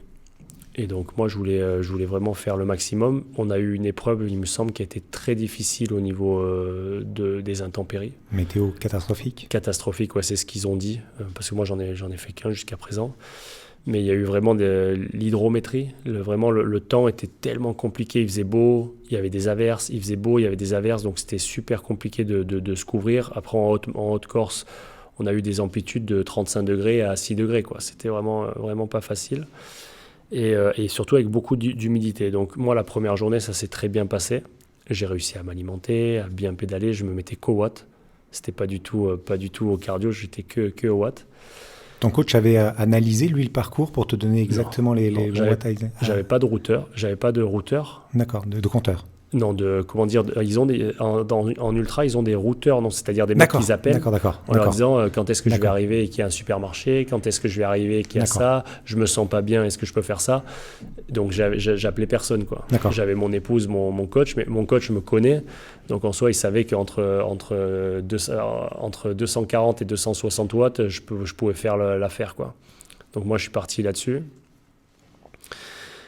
Et j'ai pédalé tout le long dans cette zone-là où je me sentais bien. Je fais tout au watt depuis tant d'années. Et toutes mes sessions PMA, je me connais quand même bien sur un vélo, je sais où je peux aller. Donc aujourd'hui, tu sais mettre un chiffre sur tes sensations sans problème, quoi. Sans problème. Et aussi, je sais ma capacité à assimiler le lactique. Je peux aller loin. Je peux vraiment... typiquement, là, j'ai fait les 24 heures... au Paul Ricard récemment, avec l'équipe SP France, et j'avais peu de kilomètres, j'avais 1900 bornes, mais sur 2 heures je peux me mettre dans le rouge, je peux vraiment y aller, je peux aller loin dans les limites, mais là on parle de 1000 bornes, donc le petit fanfaron qui peut faire 2 heures sur 1000 bornes, il y a la mécanique, il y a l'alimentation, il y a la blessure, il y a le mental, je me connais pas. L'hypothermie, toutes ces choses-là. L'hypothermie, je me connais pas du tout, donc c'est une découverte avec moi-même, je partais pour ça. Et donc j'ai fait ce premier périple, première journée, je me fais 300-400 bornes comme il faut. Je m'arrête j'arrive à trouver le numéro d'une auberge. Quand je vois sur la route où j'étais, j'arrive à appeler une auberge, appeler la personne. À 4h30, elle me fait plat de pâtes. Il y avait des boulettes, il y avait de tout. J'ai tout mangé. Je me lave mes lunettes, parce que j'aime bien avoir les lunettes propres là, quand elles sont toutes pourries. Je me remets de la crème aussi, important à l'entrejambe, parce que c'est très important de prévenir. Vaut mieux prévenir que guérir. Donc là, j'étais parti. Donc je me remets de la crème, je mange bien. Je me sentais super bien, donc je repars. Je prends dans une petite boulangerie qui était juste en face 2 pizzas, mon médecin, parce que j'étais reparti aussi j'avais fait prise de sang, regarder comment j'étais, etc., pour être vraiment bien, la complémentation, etc., la micro-supplémentation, etc. Et puis mon médecin me dit la phrase qu'il ne fallait pas me dire, tu peux tout manger, parce que là, quand le four il est chaud, tu peux tout mettre dans le four, il y a tout qui brûle. Et moi, j'arrive, je passe, il y avait 2 pizzas, et puis je suis retraité, sportif. Je vis ma vie à fond, quoi. 2 pizzas, je prends les pizzas, j'avais le haut prime, là. Je me le mets dans le dos, parce que les pizzas, elles rentraient nulle part. Donc, je me prends un sac, je dis, vous n'avez pas un sac plastique? Tac, je mets dans le dos. Au prime, pour expliquer à nos auditeurs, c'est un maillot de chez nous, hein, donc le Specialized Prime, un maillot exact. Haut, ouais. Donc, j'étais parti avec le pantalon Prime SWAT, avec les poches sur les cuissards. D'un côté, j'avais de la bouffe, de l'autre, j'avais la poubelle. Parce qu'il y en a de la poubelle, là, quand tu fais que manger. Hein. Et tu t'arrêtes nulle part. Et je m'étais interdit de m'arrêter en face d'une poubelle si je ne devais pas m'arrêter pour aller manger. Parce que m'arrêter en face d'une poubelle pour aller crever, juste pour vider ma petite poche, là, c'était mort, quoi. Je voulais faire mon truc, performance, mais pas m'arrêter dans l'inconfort. Donc voilà parti avec mes 2 pizzas, etc. Et là, je commence du coup à manger. Je m'arrête et me voilà arrivé au CP1. Et là, ça a été ma première erreur. Au CP1, je me sentais bien. Donc j'étais tout prêt. Hein. Les batteries de mes lampes, elles pouvaient faire les heures pour les 2 nuits, j'avais mon powerbank, j'avais ma lampe pour éclairer la route sur mon vélo, sur un support GoPro en dessous le compteur. J'avais le compteur solaire, j'avais le powerbank, j'avais mon téléphone, j'avais derrière les petites lumières, comment elles s'appellent, les légères, les sticks. J'en avais 2. J'avais les batteries avec des pastilles, numéro 1, numéro 2, numéro 3 pour mon dérailleur. On ne sait jamais si jamais à un moment donné, j'étais dans le dur, je faisais que switcher et tout. Je savais que de changer de celle de devant à l'arrière, j'avais le SRAM Red. Donc j'avais quand même une batterie j'avais vraiment tout. Donc je savais que je n'avais pas besoin de m'arrêter. Je fais le pointage, je vais aux toilettes, je me nettoie parce qu'il y avait juste le lavabo. Donc là, je me nettoie parce que je n'avais pas de bib de rechange. Donc je me nettoie pour être au sec. Je me recrème. Et me voilà reparti, mon petit Gauthier. J'étais neuf.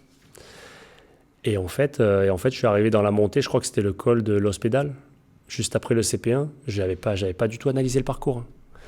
Et en fait, je me retrouve dans un col pendant un truc que j'aurais dû monter en 2 heures. Ben, j'étais bien, mais tu sais, j'avais l'endormissement. J'avais pas l'endormissement. Alors, j'avais pas eu le temps de m'entraîner au micro-sieste. Et je me suis dit, je vais essayer de faire de la micro-sieste. Et du coup, je me retrouve dans ce col, comme sur l'autoroute, tu sais, quand d'un seul coup, le temps est long. C'est pas forcément la fatigue, mais c'est plus l'ennui. Et donc là, tu es après 400 bornes, tu as déjà fait 20 cols. T'en es à, je sais pas moi, j'en étais déjà à 7000 de dénivelé. Et là, je suis dans ce col, nuit noire. Donc le col, tu vois pas qu'il monte. Tu as le pourcentage sur ton GPS, mais tu vois pas la montée. Donc déjà, la perception au niveau des neurotransmetteurs, là-haut, ça connecte pas forcément. Je suis à quoi, 160 watts parce que je m'endors. Enfin, pas je m'endors, mais je m'ennuie. Et donc là, je me parle, j'appuie sur les pédales, allez, je remets du rythme, et hop, et ça repart.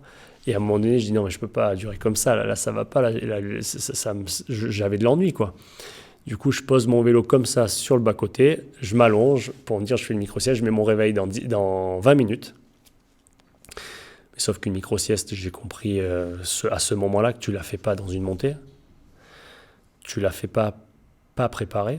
Parce que c'est pas quand tu es dans une montée que tu as le corps qui est en pleine activité ou tu as le rythme cardiaque à 140, 150. Il faut d'abord un petit peu te calmer, il y a une petite préparation. C'est pas tu t'arrêtes, tu claques des doigts, tu ronfles et tu pars. Donc du coup, là, dans la montée, le micro-siège, j'ai juste perdu mon temps. Donc de là, je fais la nuit. La nuit, je vois beaucoup d'animaux. Mais bon, la nuit, j'étais pas très vif. J'étais très attentif parce que je voulais pas faire une erreur avec des animaux quoi en Corse qui peuvent. Donc voilà, j'étais pas là sur le chrono dans les descentes et tout pour la gagne. J'étais bien et jusque là j'étais vraiment dans un bon mood. J'avais réussi à bien boire, bien m'hydrater parce qu'il y avait eu beaucoup de fontaines. Et arrive le jour d'après où mes petites pizzas avec la sauce tomate là, elles m'ont un peu fait des remontées acides. Donc j'arrive le jour 2 où j'avais pas dormi. J'avais bien pédalé, j'avais des bonnes sensations, mais j'arrive au jour 2 avec un petit peu des remontées acides. Je pense aussi que d'avoir trop bu, ça m'a aussi un peu irrité l'œsophage. Et donc, j'étais pas forcément top. Et j'arrive à Propriane à 11h du matin. Il faisait très chaud, il y avait beaucoup de trafic, j'avais faim. J'arrivais pas trop à manger, j'avais un peu des remontées acides et là j'ai eu un coup du coup après 25-28 heures de course. Là j'ai eu un petit coup de dur. Donc je me suis arrêté, ils m'ont dit que les restos étaient fermés, que du coup j'ai fait ma deuxième erreur. Je suis arrivé à la boulangerie, mes sacoches, mes barres, j'en pouvais plus, j'ai tout mis à la poubelle. J'arrivais plus à les manger, j'ai tout mis à la poubelle, il fallait que je change, j'avais gardé que mes gels et mes sachets pour les boissons. Toutes mes barres, je les ai mis à la poubelle. D'ailleurs, ces barres-là, je ne peux plus les manger encore aujourd'hui, c'est comme une cuite. C'est comme une cuite, la première cuite de ta vie.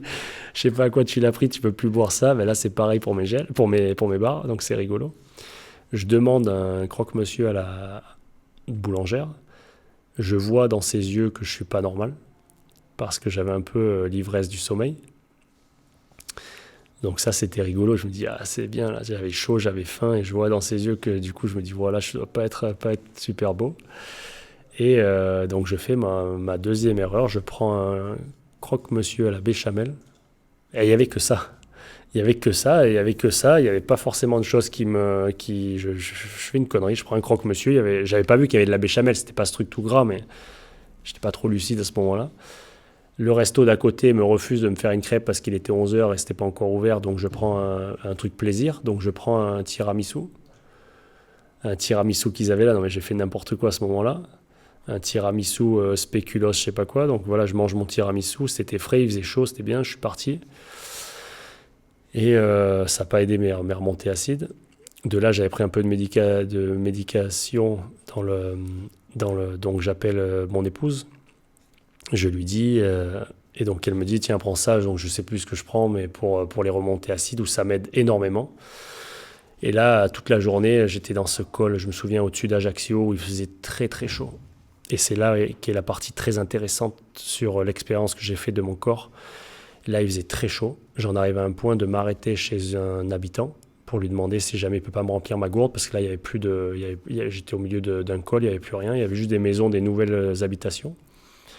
Donc la personne, je prends le tuyau d'eau, je me rince les jambes, je prends de l'eau, je repars. Et là, je rêve que d'une chose, c'est qu'il y ait une pluie. Parce que je suis dans un col, pas du tout ombragé, en plein soleil. Et là, c'est dur. Vraiment, c'est un moment dur où j'ai la forme, j'ai des remontées acides, mais mon corps répond présent à fond. Donc je suis bien, j'ai juste ça qui m'embête, où j'arrive pas trop à m'alimenter comme je veux. J'avais mangé mon tiramisu, mais ça allait. J'avais mon petit croque-monsieur, je l'avais gardé sur moi. Ils vont se dire c'est un amateur, ceux qui m'écoutent sur le podcast. Je l'avais gardé sur moi parce qu'il fallait que je fasse mon ravito, quoi. Et là, je monte, et il arrive cette fameuse averse. De 30 au GPS, il faisait 34 degrés ou même plus. Un truc comme ça, 32, 34, enfin. Et là, il se met à faire une énorme averse, et je redescends sur le versant nord. Et je faisais des exercices. Donc je m'arrête, je mange mon croque-monsieur. Je faisais des exercices, je passe à la descente avec mon kawaii de pluie, parce qu'il était hors de question que je m'arrête. Bien sûr, moi, je faisais métronome. Et à la descente, je faisais des exercices de respiration qui m'aidaient énormément. De par le fait de rester, j'étais parti avec un vélo light sans prolongateur. Je suis grand, je fais 1m87, avec une position quand même, j'avais un gros drop au niveau du guidon. Et donc je faisais beaucoup d'exercices de respiration, voilà, pour me détendre au niveau de la colonne, faire vraiment reprendre beaucoup d'amplitude au niveau du diaphragme, au niveau respiratoire, me détendre. Et vraiment, je faisais un bon travail qui m'aidait beaucoup. Et là, quand je fais ce travail-là, je lâche les mains du guidon, je fais une inspiration totale, une expiration totale qui me fait beaucoup de bien, et j'en fais une deuxième et je prends un trou. Et le trou, pas gainé dans la colonne. Là, ça me fait, je suis au kilomètre 600, je prends une décharge dans la colonne de dingue, le dos qui se bloque, et là je me dis, bon, là c'est l'abandon. Je dis là, connerie, je continue à pédaler, mais le corps il me lâche. L'abandon, c'est douleur au dos, je connais ce que j'ai, je me suis déjà fait mal. C'est pas l'abandon sur une blessure, hein. C'est juste une fatigue nerveuse, physique, émotionnelle. J'étais ok, mais quand même, t'es un peu à fleur de peau. Et donc, pour l'anecdote, je me souviens pas de ça, mais j'appelle mon épouse. Et je lui dis, elle me dit que je lui ai dit qu'est-ce que je fous là, etc. Parce que j'étais un peu énervé sur moi-même. Je te dis une autre version aujourd'hui. Je la crois plus elle que moi. Je te dis une autre version parce que je me souviens pas lui avoir dit ça. Donc ça veut dire que j'étais pas trop présent. Et j'avais écouté des podcasts avant de partir au Biking Man sur l'ultra. Et j'avais entendu que beaucoup d'émotions passaient, beaucoup d'états physiques. Et des fois, des blessures qui passaient, qui partaient, et j'étais là pour apprendre sur moi-même. Et c'est une belle histoire, parce que cette douleur-là, qui était quasiment une douleur d'abandon, et Dieu sait que j'abandonne jamais, elle est partie. Mais elle s'est effacée. Cette douleur, elle est passée de 10 sur 10 à 0 sur 10. C'est pas moi qui l'ai fait passer, c'est mon corps qui l'a fait passer. Moi, j'ai juste été spectateur de cela. Et là, j'étais méché, j'étais avant le CP2, là, j'étais des remontées acides, pas bien. Et je mettais du gaz quand même. J'étais vraiment, je crois que j'étais 5 ou 6 au niveau général. au général. Mais je regardais pas ça. Ça, je m'en foutais. J'aurais pu faire 3 comme 15, je m'en fous. Et j'étais, encore une fois, pas là pour faire 2 centièmes. Mais j'étais surtout là pour le finir et repousser mes limites. Mais je voulais prendre du plaisir. Et là, j'arrive avant le CP2. J'avais pas étudié le parcours. Et j'avais des sensations nulles. Il fallait que j'appuie sur les pédales. J'étais fatigué, sommeil. Et du coup, j'étais sur quelque chose qui n'était pas plaisant. Je me battais que contre mon sommeil. Et je ne voulais pas dormir. Je voulais vraiment continuer. Mais je voulais avoir du plaisir. C'est très contradictoire. L'ultra est très contradictoire. Et donc, je me dis, bon, écoute, moi, je veux quand même... Là, si je vais... Toute ma carrière, je me suis battu. Là, je vais faire quoi? Je vais faire encore les 400 derniers kilomètres comme ça, forcer contre moi-même et tout, pas kiffer. Du coup, j'étais plus sur les paysages, sur quelque chose de joyeux. J'étais sur quelque chose d'un peu dur. Tu subissais, quoi. Je subissais, ouais. Je voyais que j'avais la tête j'étais dans le dur. J'ai garé le vélo et j'ai mis énormément de réveil.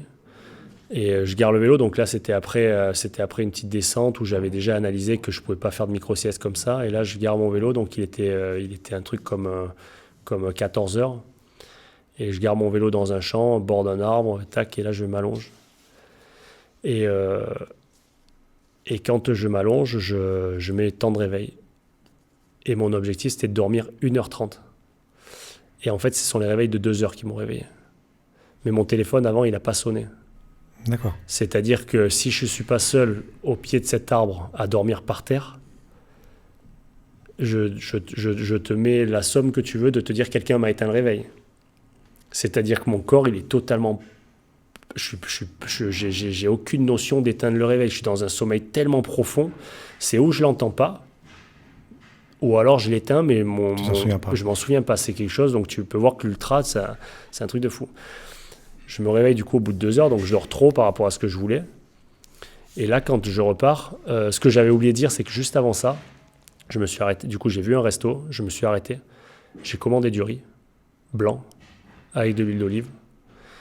J'avais 2 ziplocs dans ma sacoche. Et donc, je suis allé dormir. Donc, je suis arrivé en retard pour récupérer mon riz. Après, je suis allé chercher mon riz que j'avais commandé. Et j'ai mangé direct comme ça. J'ai fait remplir mes 2 ziplocs. Je suis reparti en vélo. J'ai mangé sans couvert, mais juste comme ça, comme si tu bois une pompote, du riz. Et de là, c'est 1h30. Mika, elles m'ont donné de la puissance. Je suis reparti comme après mon départ.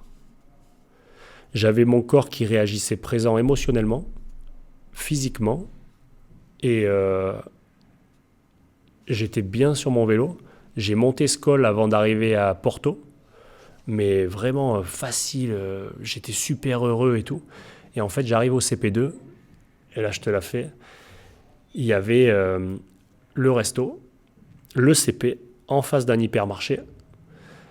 Et au resto, il y avait le petit coin pour pouvoir parce qu'ils te mettent à disposition un matelas pendant 1 heure. Et du coup, vu qu'il y avait le petit hôtel à côté, tu pouvais louer un petit bungalow comme ça. Donc, si jamais j'avais analysé le parcours, j'aurais pu faire et dormir au premier CP, 30 minutes, ça m'aurait sauvé. Je serais arrivé là-bas, j'aurais dormi un petit peu, je me serais ravitaillé et je serais reparti. L'histoire fait que je voulais pas ça. Je voulais mon propre ultra. Et de là, je suis reparti. Le riz n'avait pas encore fait effet, donc il a fallu que je m'arrête. J'avais acheté des lingettes et je vous raconte pas les détails, mais il a fallu que je m'arrête sur un petit muret pendant trop de temps. Donc, parce que j'étais pas forcément bien, j'avais toujours les remontées acides. Et me voilà parti pour cette nuit-là qui est allée jusqu'à Calvi. À Calvi, donc j'ai passé ces moments où je me suis arrêté parce que j'étais un peu remué au niveau des intestins. Et puis je me suis arrêté à Calvi parce que je me suis dit je vais me faire encore une micro-sieste à Calvi pour récupérer et puis terminer à fond. À Calvi, la musique de jeunes qui faisaient un peu la fête bord de plage, voiture de sport qui passe, moustique qui me pique et tout, 30 minutes, j'ai pas récupéré. Et il m'arrive mon deuxième moment de bad, où dans la montée pour remonter à Belgodère, donc là je devais être à 700 km déjà. Pour vous mettre une notion de temps, j'ai fait mon Biking Man en 57 heures. Donc en soi, là on est dans la deuxième nuit. Et dans cette remontée pour arriver à Belgodère, là, j'étais parti sans prolongateur. Et là, j'arrive sur une fatigue. Calvi, j'ai pas réussi à dormir. J'arrive pour remonter à Belgodère sur une vraie fatigue où j'ai mon haut du corps qui est lourd. Je suis dans la montée, là, j'ai vraiment un problème de force au niveau des bras. Et du coup, je prends mes manchettes, je les entoure à mon guidon, je fais des nœuds. Et comme ça me rehausse. Ça me rehausse mon guidon de 4 cm. Je fais vraiment double nœud, je pose mes bras dessus et voilà la montée. Et là, ça m'a fait du bien. Et là, j'entends un orage arriver qui était à 45 secondes. Ça tapait, ça a éclairé le ciel. C'était à 45 secondes, puis ça se rapprochait toujours. Et quand j'arrive à Belgodère, je me mets du coup dans un abri parce que là, il y a eu des orages pour tout le monde. Mais cet orage-là, je ne pouvais pas continuer en pleine nuit, ça aurait été trop difficile par rapport à mon état physique. Donc je me suis mis avec la couverture de survie et j'ai dormi pendant 2 heures. Je me suis réveillé, il pleuvotait encore un peu, mais il a vraiment tonné fort. J'ai essayé du coup, je me suis mis là pour dormir. J'ai eu du mal à m'endormir et je me suis endormi. Et après, je me suis réveillé très tôt, à 4h30, et je suis reparti. Et là, j'ai fait mon dernier bout de chemin où j'ai été très épanoui sur le vélo. J'ai passé le désert des Agriades. J'ai mangé. J'étais sur de super sensations. Musculairement, j'étais très bien. Et puis, je suis arrivé jusqu'à Île-Rousse. Non, je sais plus. Non, au bout de... Peut-être que je me trompe au niveau du nom. Bon, enfin, je suis arrivé vraiment... j'ai fait toute cette dernière pointe là avant d'arriver à Bastia. Et puis, j'ai terminé mon Biking Man avec tant d'émotions. J'ai beaucoup appris sur moi-même. Mon corps était déréglé au niveau de l'horloge biologique, mais musculairement, j'étais très bien. Et mon vélo a fonctionné à la perfection. J'ai pris un orage aussi, les bouches d'égout se déboîtaient du sol. Du coup, je roulais sur les trottoirs. Donc vraiment, je suis passé sous tout type de météo avec un matériel qui était extraordinaire. Émotionnellement, je me suis régalé. J'ai vu un paysage de dingue, j'ai appris sur moi-même. J'aurais pu faire beaucoup mieux. Si j'avais analysé le parcours, ce n'était pas mon objectif. Mais j'aurais pu aussi faire beaucoup moins bien si mon corps avait lâché. Et mon corps n'a pas lâché. Et l'anecdote sur ces 2 petites blessures, enfin à la fin, j'ai eu un peu mon tendon d'Achille gauche. Au niveau, après, on a modifié ça avec ma hauteur de selle, avec mes cales, etc., qui était un peu trop sollicité, donc qui est venu s'inflammer. Et pour revenir à ces blessures-là, quelques semaines après, j'ai voulu rerouler. Au bout de 15 jours, j'ai fait 15 jours off, et 15 jours après, quand j'ai repris, j'ai mon tendon d'Achille, j'ai le gyrophare, la sonnette d'alarme qui s'est allumée. Donc j'ai repris un peu de repos. Et 3 semaines après, du coup, je suis remonté sur le vélo. Et à ce moment-là, c'était au niveau vertébral, entre mes omoplates, épaule gauche, où là, mon blocage sur les dorsales qui avait eu lieu sur cette descente-là, le deuxième gyrophare s'est allumé. Donc tout ce que mon corps a accepté, et sur le disque dur, ça a mis ça l'a mis dans le corbeil, là, c'est ressorti. Donc vraiment, le Biking Man, ce que je retiens, c'est que ça m'a aidé au niveau mental, au niveau physique, juste à apprendre sur moi-même et de voir que la perception mentale de la distance, elle est incroyable parce qu'il restait 180 bornes quand les bouches d'égout se déboîtaient. Et je me suis dit, non, mais c'est bon, 180 bornes. J'ai essayé de m'arrêter en dessous d'un arbre. Je regardais mon iPhone, il n'y avait rien qui marchait pour voir la météo. J'ai dit, c'est bon, il reste 180 bornes, il ne reste rien. Alors qu'aujourd'hui, au quotidien, quand on part sur 180, ça reste une belle sortie. Et du coup, la distance, le corps humain, ce qu'il peut faire, c'était une de mes phrases phares quand il y avait une vidéo, un reportage sur Riding Zone de ce Biking Man. C'est qu'aujourd'hui, on peut se faire plaisir avec... Tu peux t'acheter une Ferrari, tu peux t'acheter, selon tes moyens, tu peux t'acheter une mobilette, tu peux t'acheter... Il y en a qui s'achètent des jets privés, je ne sais pas moi, selon les moyens de chacun. Mais juste s'épanouir avec son propre corps et pouvoir aller plus loin tous les jours, là, c'est une machine de guerre qu'on a tous. Alors il y en a qui sont nés avec un V12 et d'autres qui sont nés avec un V6. Et oui, je suis d'accord. Mais vraiment déjà d'aller au bout de soi-même personnellement, c'est quand même quelque chose d'extraordinaire. Parce que là, ce jour-là, j'ai vécu quelque chose d'extraordinaire et aujourd'hui qui a ouvert une porte sur mon futur, sur le futur, qui me plaît. Parce que le déplacement et la perception de l'extérieur en vélo, eh bien, c'est pas la même. Je la fais en moto aussi, mais c'est pas la même. En vélo, on a le temps de regarder, on a le temps de se vider la tête et c'est cool.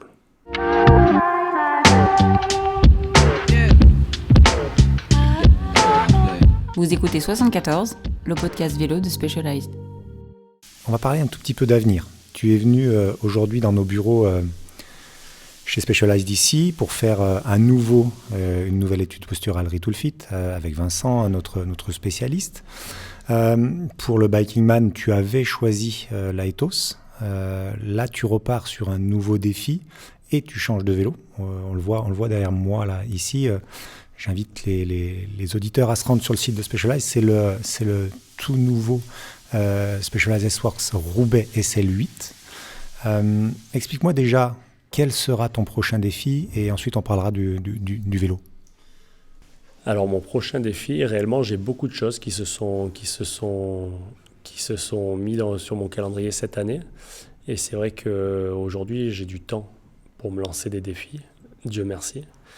Et donc j'aurais aimé faire 2 Biking Man avec un beau projet vidéo et ça se fera pas, ça se fera l'année prochaine. Et donc cette année, je vais sûrement, parce que je suis pas encore inscrit, mais faire un Biking Man. Ce sera l'opportunité cette année de le faire plus plaisir, parce qu'il n'y a pas que la notion performance et aller au bout de soi. C'est même sûr, cette année, j'ai d'autres priorités, des choses qui se mettent en place pour mon futur. Et donc, moins le temps de faire du spécifique pour performer à mon meilleur niveau. Donc, mon été, comment il va se passer, comment j'aimerais qu'il se passe, c'est j'aimerais faire du long, le partager avec des amis, aller sur des beaux cols, sur des hautes routes très sympas. J'ai ça en tête. Et puis dans les Alpes françaises, les Alpes italiennes, et puis venir découvrir un autre petit bout de France dans lequel je suis jamais venu, sur un Biking Man, je pense en Auvergne. Et voilà, ça c'est officiel maintenant, mais c'était dans un coin de ma tête jusqu'à présent. Mon épouse me dit, mais pourquoi tu es obligé de te faire, tu veux pas partir avec tes potes plutôt que de... J'ai besoin aussi d'un challenge, parce que je suis comme tout le monde. C'est aussi un petit sacrifice que d'aller pédaler, il faut se mettre des objectifs pour être bien en forme et pouvoir un petit peu... C'est ça des fois qui fait que tu repousses un peu tes limites, donc j'ai besoin de ça. Et par contre, par la suite, j'aimerais en faire au moins un, à le faire à 100%. Mais ça, ce sera dans un futur parce que cette année, j'ai pas le temps de mettre la priorité là-dessus. J'ai pas le temps et j'ai pas l'envie, pour être honnête. Mais cette année, j'ai envie de le faire pour mon plaisir. Il y en a un qui m'attire beaucoup, c'est celui du Maroc. Mais par rapport justement à mon rôle d'entraîneur national pour le Motocross des Nations, c'est un peu pendant la même période. Donc je ne peux pas me permettre de le faire. Mais j'ai 34 ans, donc j'ai beaucoup de choses j'ai beaucoup de curiosité pour ces épreuves-là. Et est-ce qu'on est obligé de faire ces épreuves ou est-ce qu'on peut le vivre avec des potes sans faire partie d'une épreuve chronométrée ? Je pense qu'on peut le faire sans faire partie d'une épreuve chronométrée. Donc là, je vais créer moi-même mes longues distances pour faire avec ce Roubaix, pour voir du beau paysage et créer des souvenirs, tout simplement. Partager et créer des souvenirs. Et pourquoi ce vélo ? Parce que quand je suis allé à Gironde pour l'essayer, quand vous l'avez sorti, j'avais fait le Biking Man sur le Aetos. Alors déjà, numéro 1, j'étais très content du vélo. J'étais parti avec des roues alpinistes et puis un vélo ultra léger. Moi, je pèse 80 kg. Aujourd'hui, j'avais essayé le Roubaix qui a au niveau de la selle beaucoup de confort, au niveau de la tige de selle, qui a une belle rigidité au niveau du boîtier. Et c'est vrai que je ne fais pas 65 kg comme certains cyclistes de ma taille. J'en fais 80. Même si je suis prêt, j'en ferai jamais 65. Donc au niveau du boîtier, je pense que ce sera pas plus facile dans l'école, parce que l'Aetos, il est extraordinaire dans l'école. Par contre, sur un global, je pense que ce sera un vélo qui aura un bel équilibre pour moi. Et je pense que le fait qu'il soit plus rigide au niveau boîtier, j'arriverai à l'emmener quand même dans l'école quand il y a du 10, 15, 20, 18%. J'aime bien aussi cette suspension en dessous, sous le cintre. Le Future Shock. Ouais, le Future Shock qui donne beaucoup de confort. Et c'est vrai que sur le long, j'en ai besoin. Ça permet de filtrer les vibrations au niveau du cintre. C'est pas une suspension sur la fourche. Pardon, c'est pour les lecteurs. C'est vraiment une filtration au niveau du cintre. C'est mon défaut professionnel. Qui permet de moto, voilà. Suspension. Et là, ça n'a rien à voir avec une moto, justement. Ouais. Je le dis pour les auditeurs qui ne connaîtraient pas le Roubaix. C'est vraiment une cartouche qui vient au niveau du pivot de direction et qui filtre les vibrations pour le cintre. Et ça permet de garder un cadre homogène et rigide, justement, pour la performance. Exactement. Donc ça, j'en ai besoin parce que après l'ultra de 1000 bornes que j'ai fait en 57 heures, j'avais au niveau du canal carpien, j'ai eu un petit peu une sensation, pas de gêne, mais voilà, il y a eu un petit quelque chose, j'étais un peu endolori. Et donc je pense que c'est très important et j'ai eu un coup de cœur pour ce vélo. Clairement, j'aime les beaux vélos. Aujourd'hui, tous les jours, je roule avec un Tarmac SL8. Et puis, du coup, j'ai son frère jumeau pour le long. Et puis, de mettre les sacoches, tu peux les visser aussi. Et c'est vrai que cette sacoche sur le top tube, même sur mon Tarmac, je la mets parce que je me sens plus confortable plutôt que d'aller chercher derrière mes gels, etc. Et en général, je ne sors pas pour faire 45 bornes, je sors souvent pour faire 70, 200. Donc je pars souvent avec de la bouffe parce qu'il faut que le gros bébé il mange. Il y en a qui mangent rien. Moi, il faut que je m'alimente toutes les 45 minutes, 1 heure. Et donc voilà pourquoi le Roubaix. Et je pars pour pas mal d'aventures. Et il y a aussi une chose, tu m'as posé cette question, quels sont tes objectifs ? Aujourd'hui, c'est plus quelles sont tes envies, mais c'est plus quelles sont tes envies. Et aussi, j'aime bien aussi le pas de plan. C'est-à-dire, je pars, demain, la dernière fois, j'ai fait les 3 côtés du Ventoux, mais je les ai fait, j'ai un pote qui part au Ventoux, l'anecdote, et qui me dit, j'y vais, peut-être que je montrerai 2 fois le Ventoux. Et je lui dis, mais pourquoi je viens avec toi et on ferait les 3 côtés ? Ce sera jeudi prochain. Je dis, ok, je ne me le suis pas noté. Le mercredi, il me dit, et demain alors ? Et je lui dis, t'es chaud pour faire les 3 côtés ? Allez, c'est bon, vélo dans la voiture, parti, 3 côtés, on rentre. Et j'aime bien aujourd'hui, j'aime pas trop organiser. J'ai été très organisé, je le suis pour des obligations, mais pour mon plaisir. J'ai la chance d'avoir du temps pour moi aujourd'hui, une femme qui m'épaule, une fille qui me dit « Mais papa, pourquoi t'es pas là aujourd'hui ?» À chaque fois, je la préviens si jamais je pars faire une activité, typiquement aujourd'hui pour venir faire le rétul. Je lui ai dit que j'étais pas là au petit-déj ce matin. Et donc j'ai quand même une vraie liberté. Et aujourd'hui, si je pars en vélo, c'est pour la liberté. Donc j'attends de ce vélo de voir du paysage, d'école, partager avec les copains et me faire une vraie condition physique. C'est important d'être bien physiquement pour la tête et puis pour la bonne humeur et pour bien vieillir. Gauthier, merci d'avoir passé un moment avec nous. On a passé, je crois, plus d'1 heure et demie ensemble, donc c'est pas mal. On aurait, je pense, encore beaucoup de sujets à aborder. Et je pense que vous, juste pour parler du Biking Man, et je pense que tu peux demander aux auditeurs un retour, mais il y a un vrai sujet sur comment s'équiper. Pourquoi ? Parce que quand j'étais au Biking Man, ça m'a pris 2 mois, tous les soirs sur mon iPad, j'étais sur les sacoches, sur le poids des sacoches, sur les lumens des lumières, parce que je voulais pas recharger, j'étais pas trop braqué parce qu'en soi, sur le braquet, au niveau du raid, j'ai quelque chose sur lequel je suis confortable. Donc là-dessus, j'avais pas de problème, même les largeurs des pneus, je suis parti en 28, c'était facile. Mais je veux dire vraiment l'équipement, quoi prendre, quelle veste de pluie, celle qui prend le moins de place. La sacoche derrière la selle, celle qui bouge le moins, celle qui ne fait pas 1 kilo. Il y a beaucoup de choses parce qu'il y a l'ultra comme ça s'ouvre, le bikepacking, parce que c'est du bikepacking. Et je pense qu'il y a un vrai sujet là-dessus. Donc je pense que tu auras d'autres auditeurs qui seront... Tu auras d'autres invités qui auront fait ce process. Et ce serait intéressant de développer parce que moi, j'en avais besoin. C'était difficile d'avoir des réponses. Grâce aux réseaux sociaux, je suis entré en contact avec des phénomènes de l'ultra qui m'ont pas mal aidé. Guillaume aussi de chez SP avec qui j'avais un peu parlé. Guillaume qui a d'ailleurs, lorsque vous avez fait dernièrement le Castellet en équipe, Guillaume qui l'a gagné tout seul. Ouais. Voilà. Et c'était dur là. Lui, ce soir-là, j'ai une photo où il est en pleine nuit, où il est en hypo et il a réussi à passer cet orage. Je dis l'orage personnel parce qu'il y avait l'orage aussi dehors. Il a réussi à laisser passer cet orage personnel, émotionnel, où il est reparti d'une hypo, où il avait froid, il est quand même reparti mouillé parce que dans tous les cas, tu te sèches, mais 2 secondes après, tu es encore trempé. Là, il a été solide. Mais ça veut dire que oui, effectivement, il y a un vrai sujet là-dessus. Je pense qu'on pourrait même faire 1 heure et demie sans problème avec tous ces petits détails, toutes ces choses-là. Mais je pense qu'on pourra peut-être en reparler dans un autre podcast, je pense. Carrément. Ah, c'est sûr, dans un autre podcast. Mais il y a plein de sujets intéressants. Quand on part aujourd'hui pour une sortie de ne serait-ce 300 km, il faut prévoir.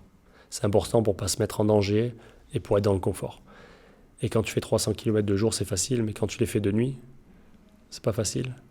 Et donc, quand tu les fais en autonomie et que tu fais 300 plus 300 plus 300, et que tu es dans l'objectif de ne pas forcément t'arrêter, il faut encore plus prévoir. Et ça veut dire anticiper le parcours à bloc. Donc ça, c'est le parcours et le matériel. Donc c'est important, mais ça, c'est encore une fois, c'est perpétuel. Donc c'est cool. Gauthier, je vais te remercier d'être venu nous rejoindre ici chez Specialized. J'espère que tu as passé un bon moment. Un agréable moment. Merci beaucoup, Mika, de m'avoir reçu. Moi, c'était un vrai plaisir, encore une fois, de passer un petit peu de temps avec toi. Eh bien, le plaisir est partagé. Quant à nous, on se retrouve très prochainement pour un nouveau podcast. Encore une fois, je le rappelle à nos auditeurs, ceux qui utilisent le podcast du genre Spotify, Apple, vous pouvez voir cette émission sur YouTube. Et puis ceux qui sont sur YouTube, vous pourrez écouter avec vos oreilles le podcast sur toutes les plateformes type Spotify, Apple Podcast, Amazon par exemple. N'hésitez pas à vous abonner aussi sur vos plateformes pour être au courant des dernières nouveautés. Mettez des notes sur les podcasts, voilà, donnez-nous vos avis, répondez avec des commentaires. On se retrouve très très vite pour un prochain podcast. Ciao, ciao, salut Gauthier. Salut, à bientôt, merci.